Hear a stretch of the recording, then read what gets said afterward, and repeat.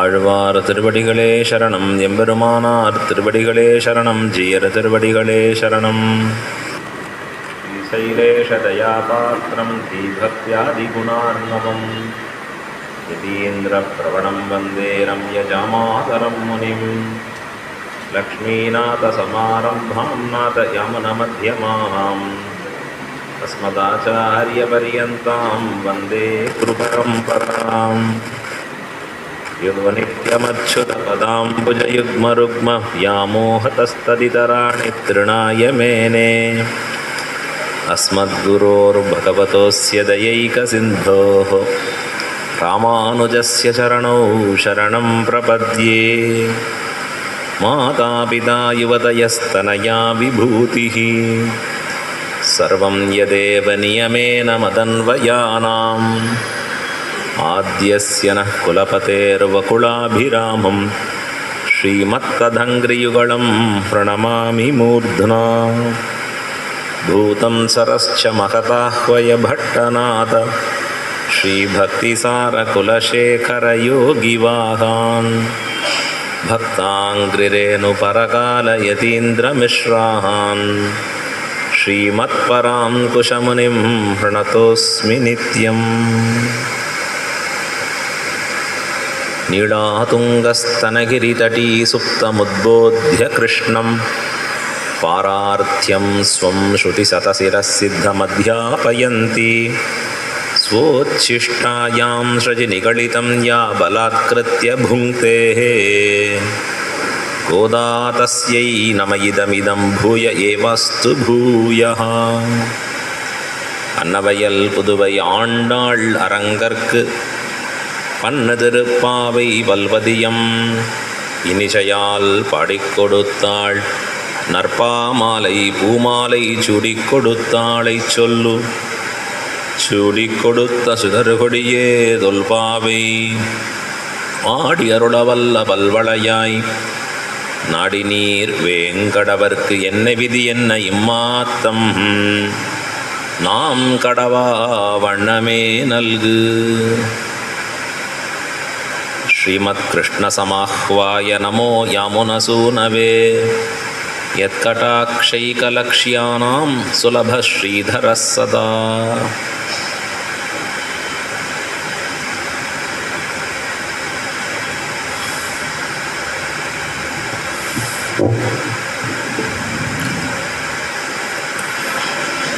श्रीरङ्गमङ्गलनिधिं करुणानिवासं श्री वेंकटाद्रि शिखरालय कालमेघम श्री हस्तिशैल शिखरोज्ज्वल पारिजातम श्रीसन्नमामि शिरसा यदुशैल दीपम. இந்த 4 வரிகள் 4 திவ்ய தேசத்தை குறிக்கக்கூடியவைகள். நம்முடைய பூர்வாச்சாரியார்களாலே மிகவும் கொண்டாடும்படியாக அமையப்பெற்ற இந்த 4 திவ்ய தேசங்கள் கோயில், திருமலை, பெருமாள் கோயில், திருநாராயணபுரம் என்று சொல்லக்கூடிய இந்த 4 திவ்ய தேசங்கள். இந்த 4ம் மிகவும் ஏற்றம் பெற்றதாக இருக்கக்கூடிய திவ்ய தேசங்கள். கோயிலிலே ஸ்ரீரங்கநாதன் பள்ளி கொண்டிருக்கக்கூடிய கருமணியாக துயில்கிறான் அழகா. ஸ்ரீரங்க மங்களநிதிம் கருணாநிவாசம், கருணையே வடிவெடுத்தவனான ஸ்ரீரங்கநாதன் துயில் கொண்டிருக்கக்கூடிய திவ்யதேசம் ஸ்ரீரங்கமாகிற திவ்யதேசம். அடுத்தது ஸ்ரீ வெங்கடாத்ரி சிகராலய காலமேகம். திருவேங்கட மாமலையிலே அங்கே எம்பெருமான் தானும் நின்று கொண்டு சேவை சாதிக்கக்கூடிய அற்புதமான திவ்யதேசம் ஸ்ரீ ஹஸ்திசைல சிகரோஜ்வல பாரிஜாதம். அத்திகிரி அருளாளனாக சேவை சாதிக்கக்கூடிய எம்பெருமான் வரதராஜ பெருமாளாக ஸ்ரீ சன்னமாமி சிரசா யதுசைல தீபம் என்று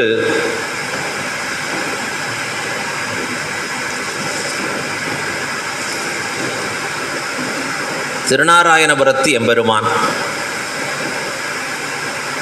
செல்வநாரணன், திருநாரணன் செல்வப்பிள்ளை என்று போற்றும்படியான எம்பெருமான். நாள்தோறும் இந்த பெருமாள் எந்த திக்கிலெல்லாம் இருக்காளோ நாம் சேவிக்கணும் அவரை. அந்த திக்கிலே தொழுது நிற்க வேணும். சந்தியாவந்தனாதிகள் பண்ணுகிற பொழுது இந்த எம்பெருமானை 4 திவ்யதேச எம்பெருமான்களை கொண்டாட வேண்டும். கோயில், திருமலை, பெருமாள் கோயில், திருநாராயணபுரம் என்கிற இந்த 4 திவ்யதேச எம்பெருமான்கள். இந்த திவ்யதேச எம்பெருமான்களை நாம் தொழுது நிற்கிறச்சே ஒவ்வொரு திவ்யதேச எம்பெருமானும் ஆண்டாள் அவளை அடைய விரும்பினார்கள். எல்லா எம்பெருமானுக்கும் ஆண்டாள்னா உயிராக நிற்கக்கூடியவளாக இருந்தாள். இன்றைக்கும் நாம் பார்க்கலாம், சின்ன கோயில் அமைக்கப்பட்டிருக்கிறது ஒரு கிராமத்தில்னா கூட அந்த சன்னதியில் கோயிலை நுழையிறச்சே நமக்கு வலது பக்கத்தில் இருக்கிற அந்த மூலையில் பூமி பிராட்டியாருடைய சன்னதி, ஆண்டாள் நாச்சியாருடைய சன்னதி எப்பொழுதும் இருக்கும்படியாக இருக்கிறது. ஆண்டாளின் பெருமையை உணர்த்தக்கூடிய விஷயமாக இருக்கிறது. ஸ்ரீரங்க க்ஷேத்திரத்தில் ஸ்ரீரங்கநாதனை அடையக்கூடிய ஆண்டாள் தான் ஸ்ரீரங்கநாதனை ஆசைப்பட்டாள் என்பதை காட்டிலும் ஸ்ரீரங்கநாதர் ஆண்டாளை மிகவும் ஆசைப்பட்டு கிடந்தார். இன்றைக்கும் ஸ்ரீரங்க க்ஷேத்திரத்தில் ஆண்டாளுக்கு உண்டான பெருமைகள் போற்றும்படியாக நிற்கிறது. உள்ளாண்டாள் சன்னதின்னு ஒரு சன்னதி, வெளியாண்டாள் சன்னதின்னு ஒரு சன்னதி, 2 சன்னதி இருக்குது ஆண்டாள் நாச்சியாருக்கு. ஒவ்வொரு முறையும் ஸ்ரீரங்கநாதர் அந்த பக்கமாக எழுந்தருளுகிற பொழுது ஆண்டாள் நாச்சியாரோடைய மாலை மாற்றிக்கொள்ளுகிற வைபவம். யான வாகனம், பெருமாள் யான வாகனத்தில் விட்டு கீழே இறங்கி வந்தாருன்னா அந்த யான வாகனத்திலேருந்து நம்பெருமாள் தன்னுடைய சூடி கொடுத்த மாலையை அங்கே ஆண்டாளுக்கு, உள்ளாண்டாள் சன்னதியில் இருக்கக்கூடிய ஆண்டாளுக்கு சமர்ப்பித்து ஆண்டாளுடைய மாலையை தான் தரித்து உகப்போடே கொண்டாடக்கூடியவர். யான வாகனம் முடிஞ்சு எல்லாரும் அங்கே வெயிட் பண்ணுவா. ஏன்னார் மாலை மாற்றுதல் நடக்கிறது. இப்போ அந்த வைபவம் நடக்கக்கூடியது ஸ்ரீரங்கத்தில் ஓரோர் அணுவாக அனுபவிக்க வேணும். அனுபவிக்கணும்னா குறைஞ்சது 1 வருஷமாவது இருக்கணும். 1 வருஷத்தில் என்ன தெரியும்னா இதெல்லாம் நடக்கிறதுன்னு தெரியும். ஆனால் எப்போ நடக்கிறது எப்படி நடக்கிறதுன்னு தெரியறதுக்கு இன்னும் 10 வருஷம் இருக்கணும். ஓரொரு விஷயங்கள்லேயும் அப்படி ஒரு தன்னேற்றம் இருக்கக்கூடிய ஒரு அற்புதமான ஒரு திவ்யதேசம். வெளியாண்டாள் சன்னதியிலையும் அப்படி தான். ஆண்டாள் அடைய வளைஞ்சான்ல எழுந்தருளி இருக்கா. திருவரங்கநாதனை அடைவதற்காகவே எழுந்தருளி இருக்கா அழகா. மூலமூர்த்தி மட்டும் அந்த இடத்துல எழுந்தருளி இருப்பார் வெளியாண்டாள் சன்னதின்னு சொல்கிற இடத்துல. எம்பெருமான் உறையூர் இப்படி திவ்யதேசங்கள் போயிட்டு வந்தாருன்னா அந்த வெளியாண்டாள் சன்னதியில் மாலை மாற்றல் நடக்கும். இவனுடைய மாலையை அங்கே ஆண்டாளுக்கும், ஆண்டாள் மாலையை தானும் சூடி கொடுப்பது என்று ஸ்ரீரங்கநாதனுடைய ஆச்சரியமான வைபவம் வேறு எந்த இடத்துலையுமே கிடையாது. பெரிய பிராட்டியார்கிட்ட கூட கிடையாது. சூடி கொடுத்த சுடர்கொடின்னு யாருக்கு திருநாமம்? ஆண்டாளுக்கு தான் திருநாமம். ஆண்டாளுக்கு மட்டுமே கிடைத்திருக்கக்கூடிய அற்புதமான ஒரு வைபவம். ஆண்டாள் நாச்சியார் நாம் உய்வதற்காக அவருடைய திருப்பாவேல 15 பாசுரங்கள் பூர்த்தியாச்சு. இதில் 6வது தொடங்கி 15வது பாசுரம் வரைக்கும் ஆண்டாள் ஓரொரு பெண் பிள்ளையாக எழுப்பி போந்தாள். ஒரு குழந்தையாக எழுப்பிட்டு வரா. திருவாய்ப்பாடி அதுதான் ஸ்ரீவில்லிபுத்தூர். அங்கே இருக்கிற பெண்கள் எல்லாம் யார் அப்படின்னா எல்லாரும் திருவாய்ப்பாடியில் இருக்கக்கூடிய இடைக்குளத்தில் இருக்கக்கூடிய பெண்கள். அந்த இடைச்சிகளாக இருக்க பெண்களை பாவித்து தானும் ஒரு இடைச்சியாக நினைந்து கொண்டு ஆண்டாள் அப்படி நினச்சாலே அப்படியே மாறிட்டா. சில பேர் சொல்லுவோம், நடிக்கிறச்சே பார்த்தா அவள் அந்த கேரக்டராகவே மாறிடுறாப்பா. சில பேர் சொல்லுவோம், அந்த கேரக்டருக்கும் அவளுக்கும் சம்பந்தமே இல்லை, என்ன போய் ஜோக்கரை போய் ஹீரோன்னு போட்டிருக்கா அப்படின்னு சொல்கிறது உண்டு. நாம் ஆண்டாள் எப்படி இருக்கான்னா தான் அனுகரிக்கிறாள். அனுகாரம்னு சொன்னால் அந்த மாதிரி வேஷம் போட்டுக்கிறது. யாரை போல? இடைப்பெண்களை போல. ஆனால் ஆண்டாளுக்கு எப்படி எடுத்துன்னா இவளுடைய பேச்சு இடைப்பேச்சாக எடுத்து, நடை இடைநடையாக ஆகிவிட்டது. இவள் பக்கத்தில் போனால் முடை நாற்றமும் இடைமுடியுமாக நிற்கிறது. ரொம்ப ஆச்சரியமாக ஆச்சாரியர்கள் கொண்டாடினா ஓரொரு பெண் பிள்ளையாக தட்டி எழுப்பினா 10 பாசுரங்களாலே 5 லட்சம் குடியில் இருக்கக்கூடிய பெண்களை எழுப்பினதற்கு சமானமாக காண்பித்தால் கடைசி பாசுரம் எல்லே இளங்கிளியே அப்படிங்கிற பாசுரத்தில் ஸ்ரீ வைஷ்ணவ லக்ஷணங்கள் எல்லாம் மிகவும் விரிவாக காட்டும்படியாக ஆண்டாள் நமக்கு அனுகிரகித்து போந்தாள். இதை பெரியவாச்சான் பிள்ளை இன்னும் அழகிய மணவாள பெருமாள் நாயனாருங்கிற ஆச்சாரியர் இன்னும் விரிவாக சொல்கிறார். எப்படி இருக்கணும் ஒரு ஸ்ரீ வைஷ்ணவன், எப்படி கொண்டாடணும் அப்படின்னு காண்பிக்கிறார். விரிவுக்கு அஞ்சி விடுத்தனம் அப்படின்னா இன்னும் நிறையா சொல்லிகிட்டே போயிருந்தா அந்த லட்சணங்களே இன்னும் பூர்த்தி ஆகிட்டே இருக்கும். ஓரொரு வரிக்கும் அவர் அர்த்தம் அருளி செய்கிறார். எல்லே இளங்கிளியே அதில் சொல்கிற ஸ்ரீ வைஷ்ணவ லட்சணம் என்ன, இன்னும் உறங்குதியோ அப்படின்னா அதில் காட்டுகிற லட்சணம் என்ன, பகவத் விஷயத்தில் அன்வைத்தவர்களுடைய பேச்சு எப்படி இருக்கும் நமக்குன்னா இனிமையாக இருக்கும். சின்ன குழந்தைகளை கூட்டு பாசுரம் சொல்கிறோம். அந்த குழந்தை பாசுரம் சொல்கிறது மார்கழி திங்கள் அது மழையோடு கலந்து சொல்கிறது. மதி நிறைந்த நன்னாளால் நம்ம போல் அப்படி உச்சரிப்பு அப்படியே வராது அழகா. ஆனால் எப்படி இருக்குதுன்னா அந்த குழந்தை பக்தியோடு சொல்கிறதுனாலே அது இனிமையாக இருக்கிறது. அதை போல பகவத் விஷயத்தில் அன்வயித்தார்கள் பேச்சு எப்படி இருக்கும்னா இனிமையாக இருக்கும். அதுதான் எல்லே இளங்கிளியே. ஸ்ரீ வைஷ்ணவ லட்சணங்களை இப்படி காண்பிக்கிறார் அழகிய மணவாள பெருமாள் நாயனார் ஆச்சரியமாக. அதை தனியாக வேற எப்பயாவது அனுபவிப்போம். இப்போ அடுத்த பாசுரத்துக்குள்ளே நுழையணும். நாம் இன்றைய தினம் அனுபவிக்க வேண்டிய பாசுரம் 16வது பாசுரம். நாயகனாய் நின்ற நந்தகோபனுடைய கோயில் காப்பானே. அந்த ஊரில் இருக்கக்கூடிய எல்லா பெண் பிள்ளைகளையும் எழுப்பிக் கொண்டு ஆண்டாள் போகுகிறாள். ஒருவர் குறைந்தால் கூட ஆண்டாளுக்கு பெரிய வருத்தம். எல்லாரும் போந்தாரோ போந்தார் போந்தென்னிக்கொள். எல்லாரும் எழுந்துட்டாளா, எல்லாரும் வந்தாச்சா அப்படின்னு அந்த பெண் பிள்ளை கேட்கிறா போலே ஸ்ரீ வைஷ்ணவ கோஷ்டி பூர்த்தியாக வந்தால் தான் இவர்களுக்கு திருப்தி. அதில் ஒருவர் குறைந்தால் கூட வருத்தத்தோடு இருப்பாராம். எங்கே காணுமே. எம்பெருமானுக்கு அடியார்கள் திறத்திலே அத்தனை பிரேமம். திருநாராயணபுரத்தில் ஆயின்னு ஒரு சுவாமி, ஆயின்னு சொன்னால் அம்மான்னு அர்த்தம், தாயாரை சொல்கிறது. அந்த ஆய் ஜனன்யாச்சாரியர் என்கிற திருநாமத்தோடு கூடிய சுவாமி ஒவ்வொரு நாளும் திருநாரணனுக்கு பாலமுது காய்ச்சின்னு கொண்டு வருவர். அந்த பாலமுதை பக்குவமாக காய்ச்சி அதை சரியான சூட்டில் ஆற வச்சு கொண்டு வந்து சேர்ப்பேன். நாமெல்லாம் எப்படி பண்ணுறோம், தளிகை நான் எப்படி ஆயிருக்கோ அப்படியே ஆவி உனக்கு மீதி எனக்கு சுட சுட அப்படியே காண்பிக்கிறோம். ஆனால் எப்படி பண்ணுவார் அவர், பக்குவமாக காய்ச்சி கொண்டு வரோம்.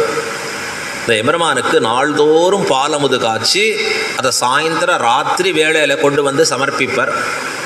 எம்பெருமானும் அதை ரொம்ப ஆனந்தமாக ஸ்வீகரிப்பான். அந்த பால்னு சொல்ல மாட்டோம், பால் அமுது அப்படின்னு சொல்கிறோம் அழகாக. ஒரு நாள் கொஞ்சம் அவர் வருவதற்கு தாமதமாச்சு.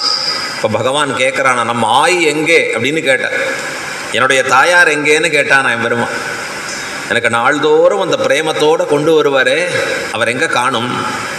இப்போ எம்பெருமானுக்கு அடியார்கள்னா ரொம்ப உகப்பு. எல்லா அடியார்களையும் கூடியிருந்து பார்க்கணும். ஸ்ரீரங்கத்தில் இவ்வளோ பெரிய உற்சவம் நடக்கிறது. எதுக்கு சுவாமி இவ்வளோ பெரிய உற்சவம்? ஸ்ரீரங்கநாதர் எதற்காக நடத்தணும்? அழகாக ஆச்சாரியர்கள் சொன்னால், திருநாள் என்று பெயரிட்டு புறப்பட்டருளி அபாங்க வீக்ஷணத்தாலே அனன்ய பிரயோஜனரான தர்மச்சாரிகளை தன்யராக்கி. எம்பெருமான் ஒரு திருநாள்னு பெயரிட்டு புறப்படுகிறான். அப்படி புறப்படுகிற பொழுது என்ன பிரயோஜனத்தை எதிர்பார்க்கிறான்? அடியார்கள் திரளை முழுவதுமாக ஒன்றாக கூட்டி பார்க்க வேணும். நாம் அப்பப்போ நம்முடைய பந்துக்கள் வீட்டுக்கு, உறவினர்கள் வீட்டுக்கு போவதுண்டு, அவர்களும் வருவதுண்டு. ஆனால் எல்லா உறவினர்களும் போர்டெல்லாம் இங்கே போட்டுக்கிறாளே, நிறையா உறவின் முறை அழகாக போட்டுக்கிறாளே, இங்கே பார்க்குறச்சு நிறைய ஊர்களில் பார்க்குறோம்.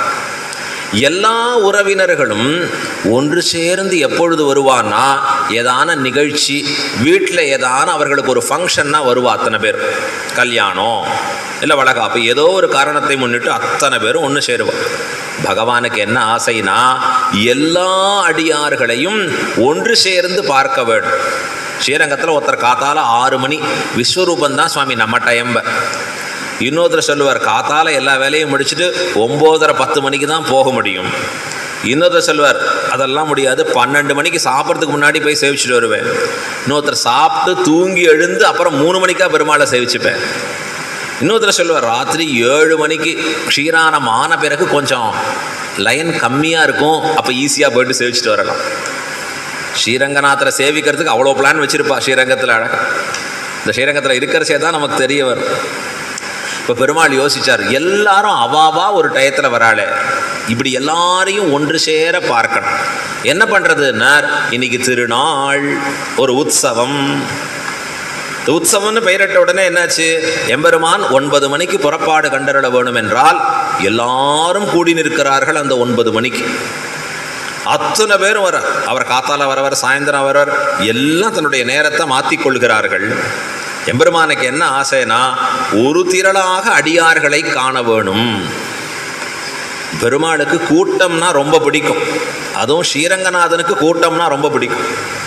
மற்ற திவதேச பெருமான்கள் எப்படின்னு தெரியாது. இவர் வந்தார்னா எப்பவும் ஜனங்கள் இருக்கணும். பல திவதேசங்களில் பெருமாள் புறப்பாடு, என்ன சுவாமி புறப்பாடுங்கிறீர், யாரும் பின்னாடி காணுமேன்னார். ஸ்ரீரங்கத்தில் அப்படி கிடையாது. தள்ளி முடிச்சு முண்டி அடிச்சுன்னு வருவாங்க. ஏன்னார், நம்பெருமாள் இங்கே ஏறடிச்சே சேவிக்கணும், திருப்பி இங்கே படியேற்றமாக போகிறது, அங்கே 100 பேர் நிற்பான்.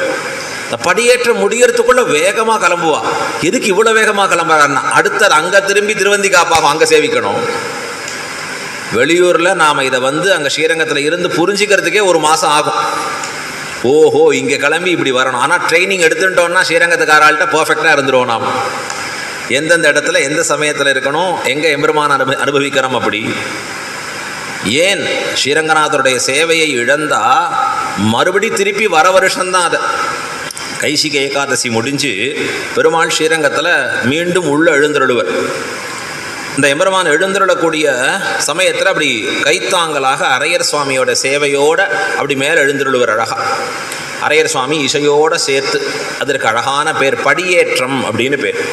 இந்த கைசிக ஏகாதசியில் மட்டும் என்ன விசேஷம்னா பெருமாள் முடிஞ்சு எழுந்தருளும் பொழுது கற்பூர படியேற்ற சேவைன்னு பேர். கற்பூர படியேற்ற சேவைனா பெருமாள் எழுந்தருளுகிற பொழுது இந்த பச்சை கற்பூரத்தை இருக்கக்கூடியதை மேலே எம்பெருமான் மேலே அப்படி தூவா. அழகா ரொம்ப ஆச்சரியமாக எம்பெருமானை ஆனந்தமாக கொண்டாடி அந்த உற்சவத்தை பூர்த்தி பண்ணி எம்பெருமான் மீண்டும் தன்னுடைய சன்னிதானத்துக்கு எழுந்தருளுவர். இந்த உற்சவத்தை சேவிக்கணும்னு ஒரு ராஜா ரொம்ப ஆசைப்பட்டார், விஜயரங்க சொக்கநாதர். அவருக்கு ரொம்ப ஆசை, ஸ்ரீரங்கத்தில் போய் இந்த கைசிக ஏகாதசி சேவிக்கணும், எம்பெருமானுக்கு நடக்கக்கூடிய கற்பூர படியத்தை சேவிக்கணும். எப்போவுமே ஸ்ரீரங்கநாதர் சொன்ன டைம்னா சொன்ன டைம் 6 மணி புறப்பாடுன்னா 6 மணி தான். அதை பார்த்து நம்ம வாட்சை கரெக்டாக வச்சுக்கலாம். அங்கே 5:59 கிடையாது, 6:01 கிடையாது. இப்போ அவர் புறப்பாடு கண்டருளி வர வேண்டிய சமயத்தில் கரெக்டாக ஸ்ரீரங்கநாதர் வந்தார். பச்சை கற்பூர படியத்தை சேவையாச்சு உள்ளே எழுந்தருளினார். அந்த ராஜா நிதானமாக வரான். கரெக்டாக அவர் அப்போ தான் உள்ளே எழுந்தருளி கதவை சாத்திட்டான், திருக்காப்பு சேர்த்தாச்சு. இந்த ராஜா பிரார்த்திக்கிறான், நான் இப்போ தான் வந்தேன், ஸ்ரீரங்கநாதர் ஒரு முறை இப்படி வெளியில் எழுந்தருளை பண்ணி திருப்பி ஒரு தடவை நடத்தக்கூடாதா? அவர்கள் சிரிச்சுட்டே சொன்னா, நீர் ஒரு ஊருக்கு தான் ராஜா, அவர் எங்களுக்கு ரங்க ராஜா. என்ன பண்ண மாட்டார் அவர், மீண்டும் அதை பண்ணுவதுங்கிற வழக்கம் கிடையாது. ஒரு தடவை முடிஞ்சா அவ்வளவுதான். இப்போ எப்பன்னார், ஒச்சேட்டிக்கு 2 சூடண்டி, அடுத்த வருஷத்துக்கு வாங்க, வர வருஷத்தில் வாங்க, இருந்து அனுபவியுங்கோள்.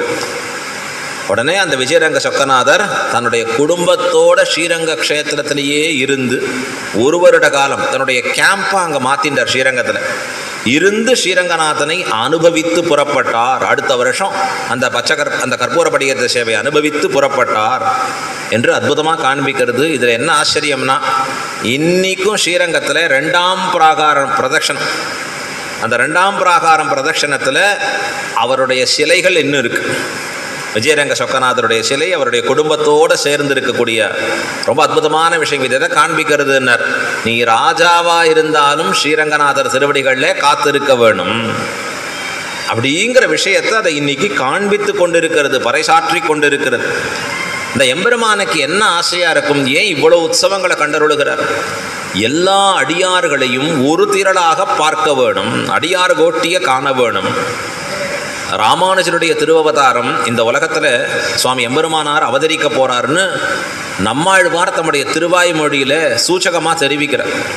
பொலிக பொலிக பொலிக போயிற்று வல்லுயிர் சாபம், கலியும் கெடும் கண்டுகொன்மின்னு வார்த்தை சொன்னார். களி கடப்போகிறது, ஆக நம்முடைய சம்பிரதாயம் வளரப்போகிறது. யாராலே?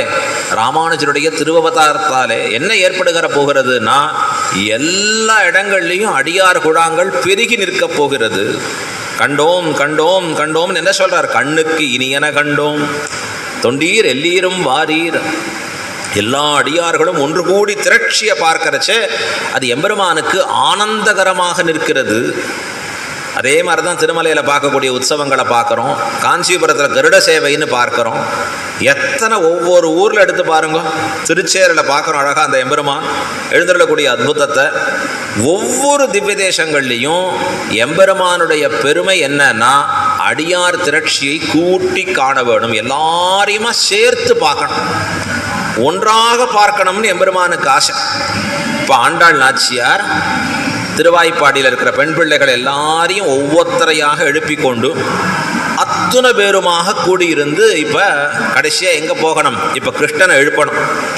எல்லா பெண்களும் விழித்து வந்தாச்சு, இனிமேல் செல்ல வேண்டியது எங்கன்னா கிருஷ்ணனை எழுப்புவது தான் இவர்களுக்கு பாக்கி இருக்கக்கூடிய செயல். அந்த கிருஷ்ணனை எழுப்ப போகிறச்சே கூட எப்படி போகணும்னு காண்பிக்கிறான்னா ஆண்டாள், அதுலேயும் ஒரு கிரமம் இருக்கிறது. அந்த கிரமத்தை பின்பற்றி தான் நாம் செல்ல வேண்டும். கோயிலுக்கு போகிறதுன்னா ஒரு கிரமம் இருக்குது, அந்த கிரமத்தை பின்பற்றி தான் போகணும். அழகாக ஸ்ரீரங்கத்தில் ஆச்சாரியர்கள் எந்த கிரமத்தில் கோயிலுக்கு போவா அது அழகாக வர்ணிக்கிறார் மணவாள மாமுனிகள். மணவாள மாமுனிகள் ஸ்ரீரங்கநாதனுடைய ஆச்சாரியர். ஸ்ரீரங்கத்தில் வெளியில் தெற்கு உத்தர வீதியில் அவருடைய சன்னதி இருக்கும்.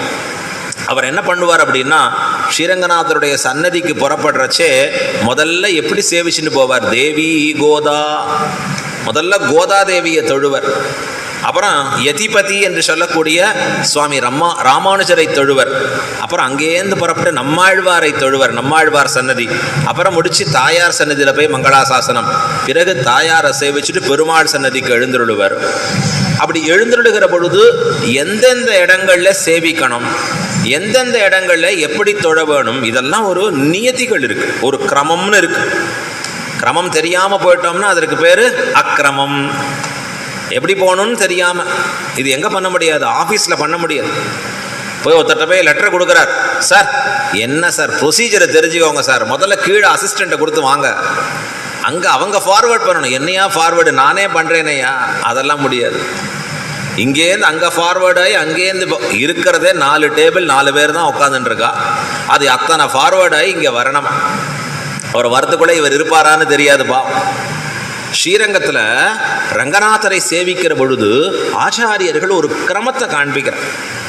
எந்த கிரமத்தில் போய் ஸ்ரீரங்கநாதனை பற்ற வேணும், இதெல்லாம் சாஸ்திரங்கள் ரொம்ப அற்புதமாக விவரித்து சொல்லுகின்றன.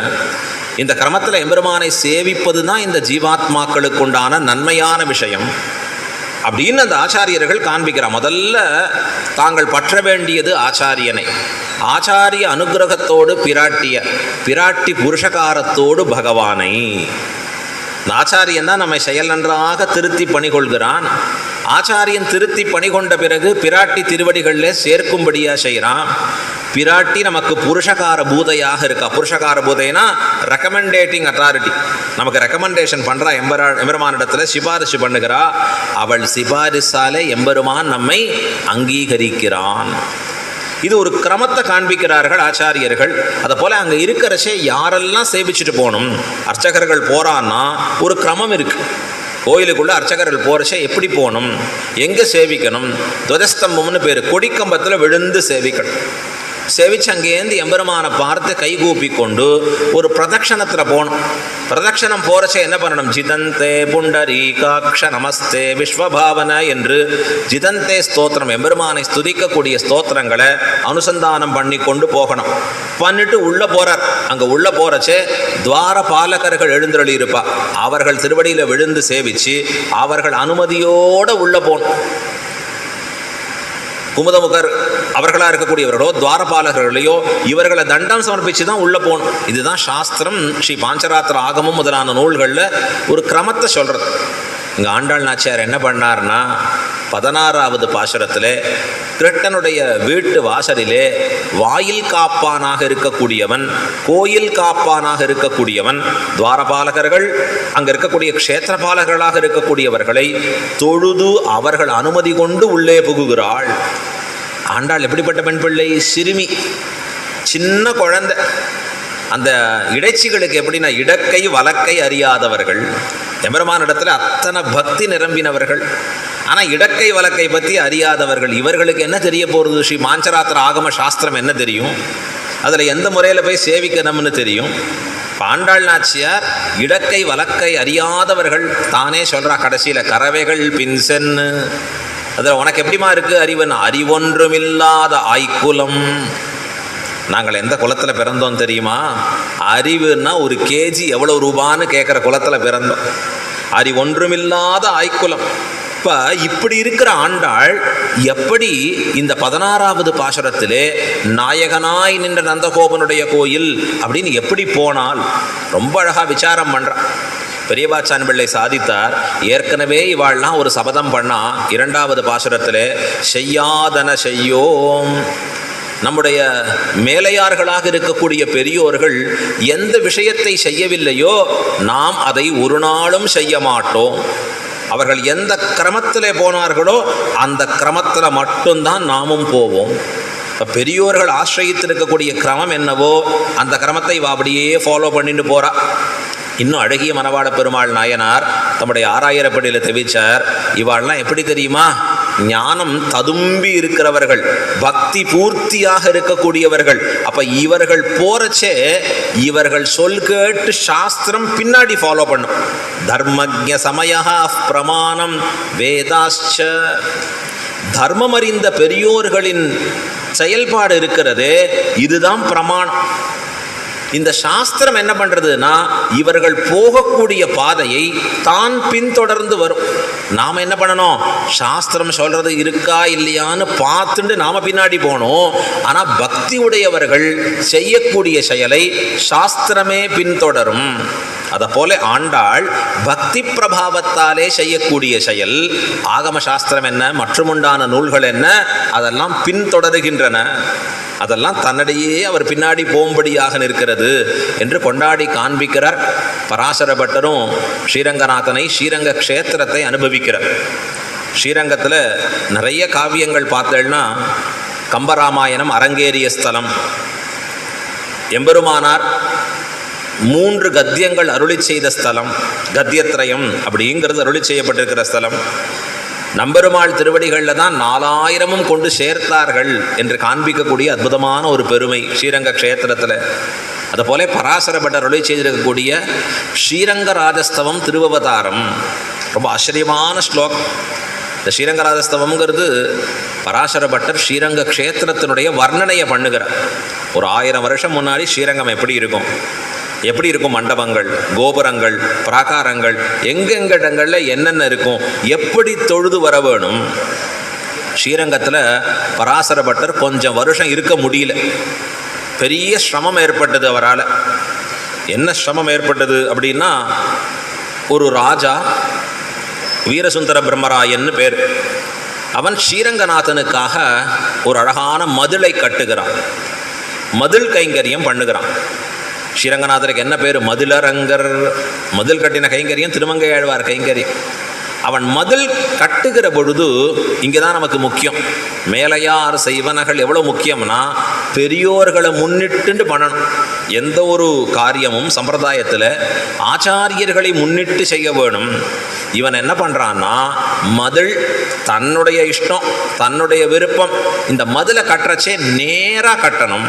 ஒரு இடத்துல மதில் இப்படி கோணி இருந்தது. இந்த ராஜா என்ன பண்ணால் முழுவதுமாக இடிங்கோ, அந்த பக்கத்தில் இருக்கிற சில திருமாளிகைகள்லாம் இருக்குது அதையும் சேர்த்து இடிங்கோ, இடிச்சிட்டு இப்படி நேராக கட்டுங்கோ.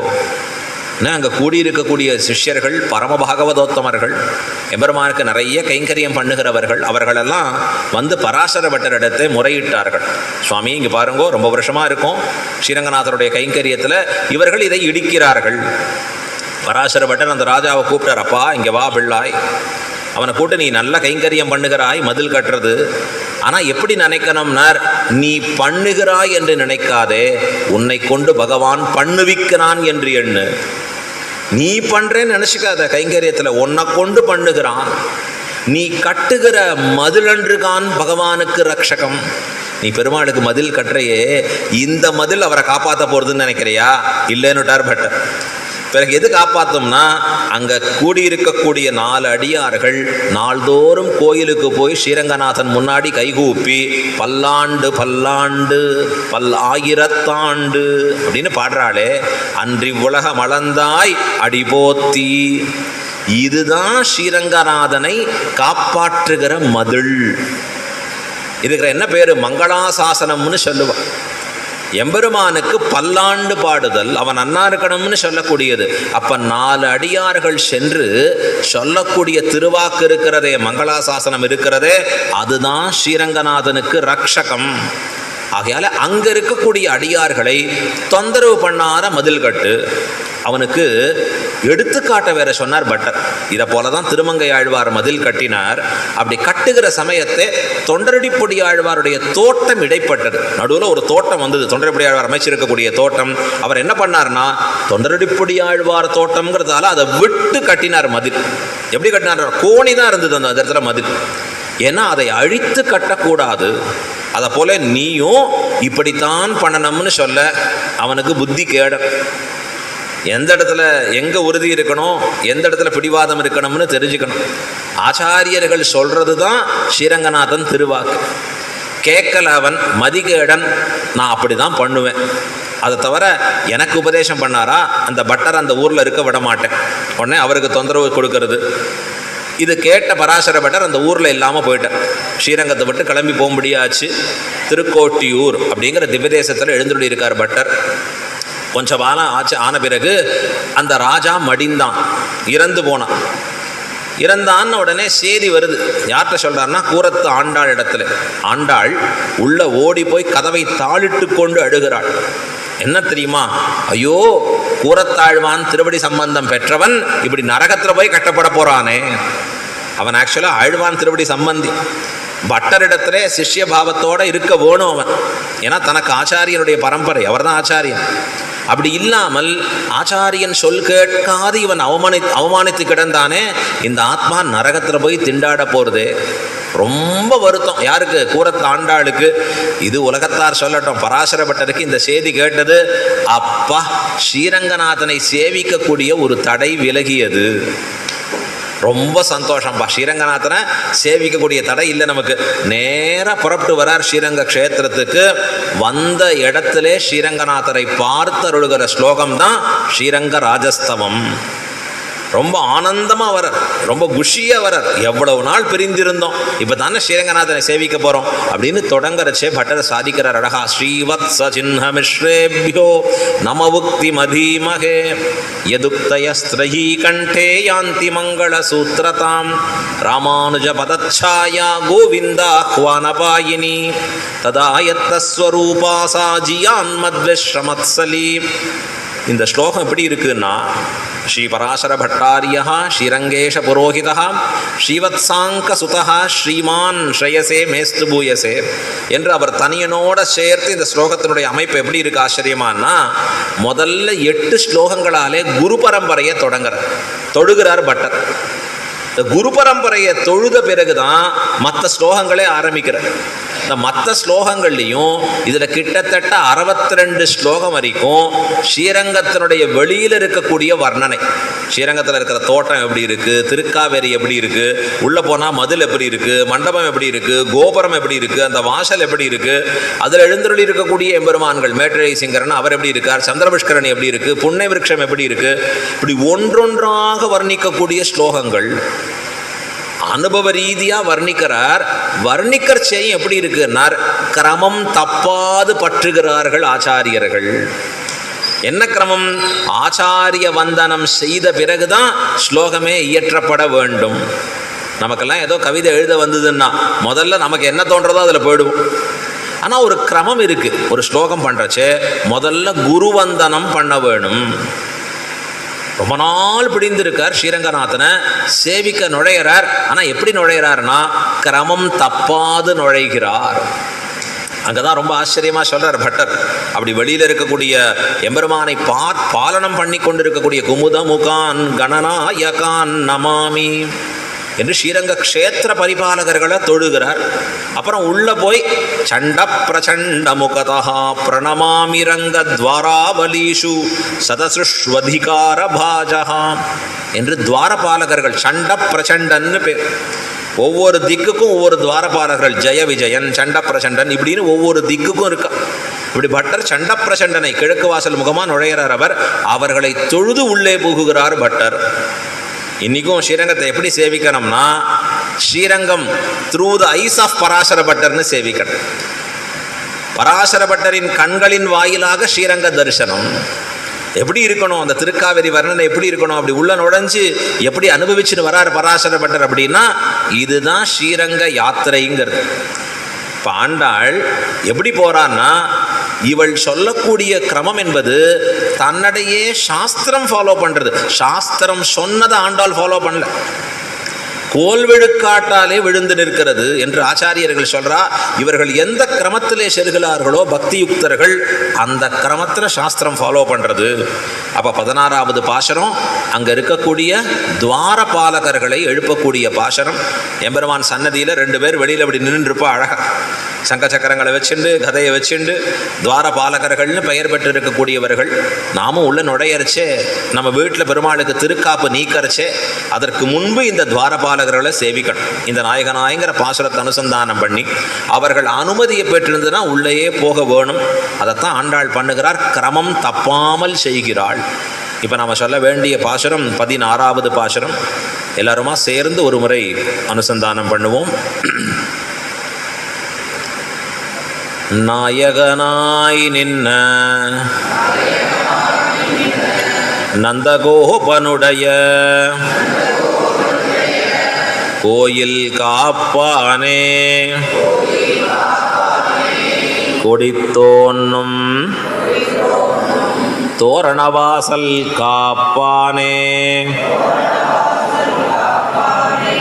மணிக்கதவம் தாழ்த்திரவாய், ஆயர் சிறுமியரோமுக்கு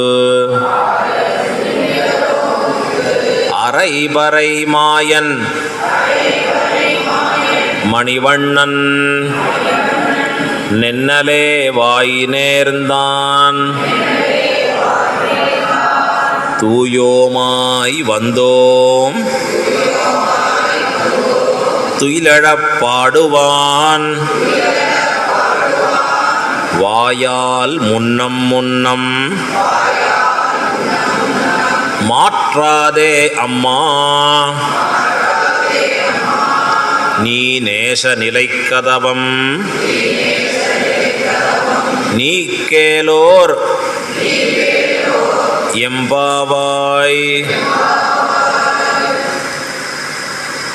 நாயகனாய் நின்ற நந்தகோபனுடைய கோயில் காப்பானே, கொடித்தோன்றும் தோரணவாசல் காப்பானே, மணிக்கதவம் தாழ்த்திரவாய், ஆயர் சிறுமியரோமுக்கு அரை பறை மாயன் மணிவண்ணன் நென்னலே வாய் நேர்ந்தான், தூயோமாய் வந்தோம் துயிலழப்பாடுவான், வாயால் முன்ன முன்னம் மாற்றாதே அம்மா, நீ நேச நிலைக்கதவம் நீக்கு.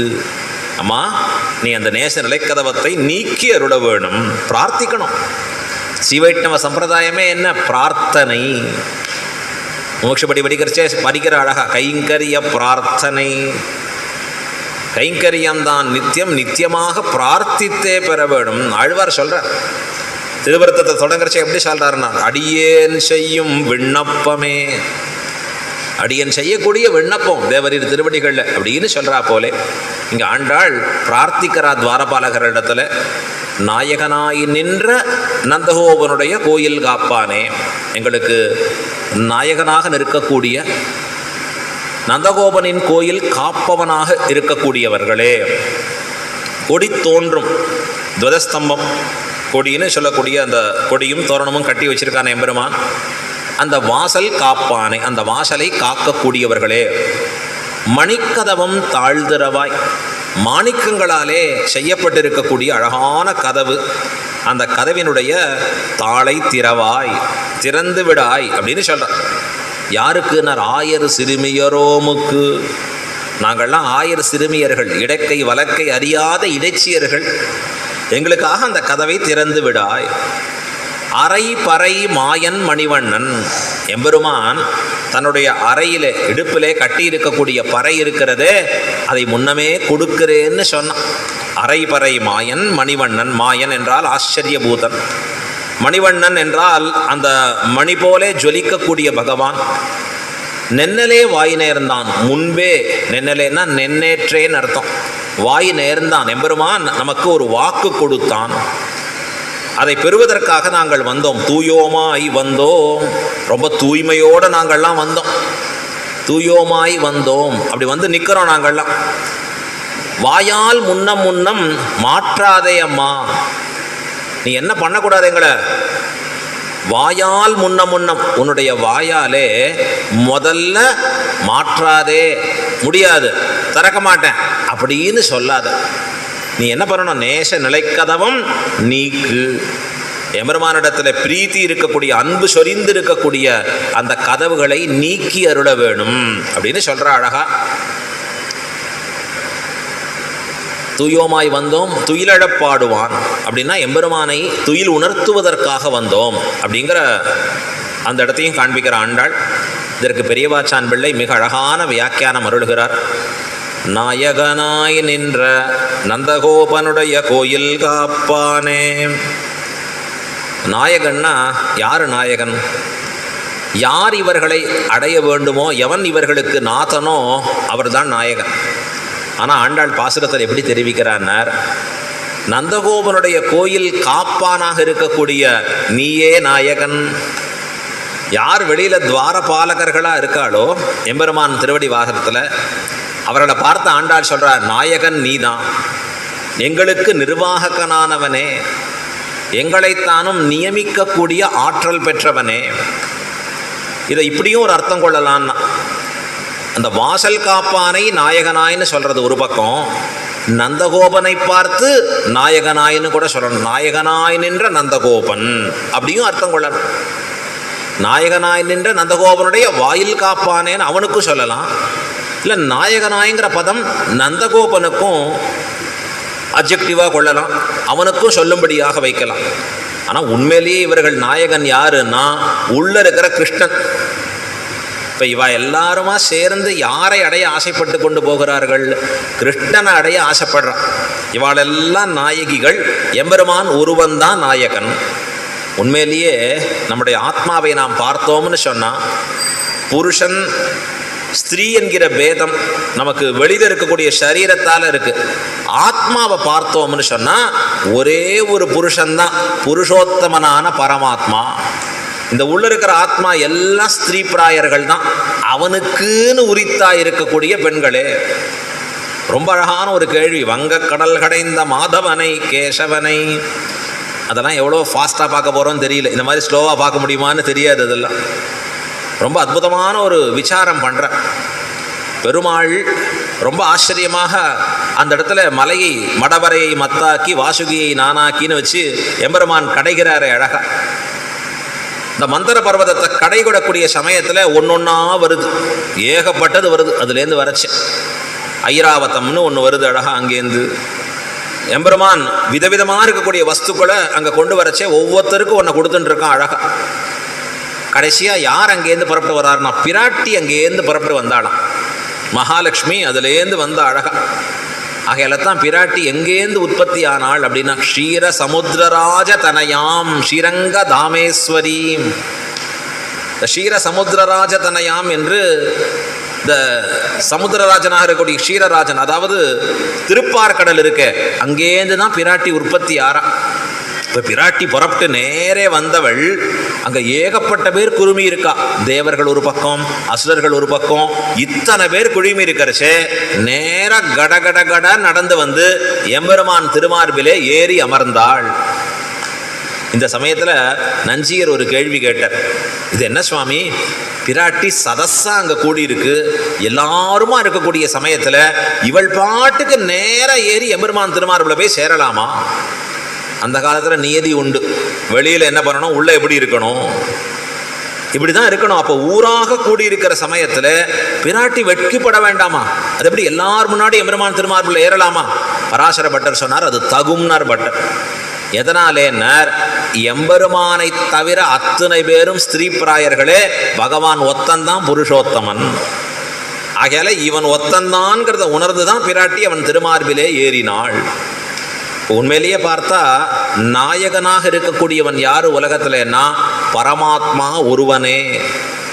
ஆகையில தான் அழ்வார்கள் எல்லாம் இந்த நாயிகா பாவம்னு இருக்கக்கூடிய எண்ணம் ஏற்படுகிறது. அழ்வார்களுக்கு காதல் கொள்ளுகிறார்கள். ஆழ்வார் பல ஆழ்வார்கள், பராங்குஷ நாயகியாக நம்மாழ்வார், திருமங்கை ஆழ்வார் பரகால நாயகியாக ஸ்ரீரங்கத்தில் வந்தேன்னா அந்த ஆழ்வாருக்கு அந்த திருக்கோலம் பார்த்தா தெரியும் அழகு.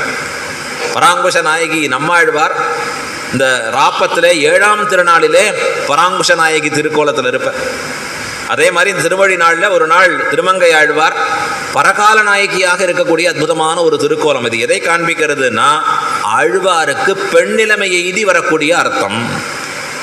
திருவாய்மொழி பாசுரத்திலே அப்படிதான் வரும். வாயும் திரையுகள், அதாவது திருவாய்மொழி பாசுரத்தில் ஆழ்வார் தூதுவிடக்கூடிய பதிகங்கள் வருது.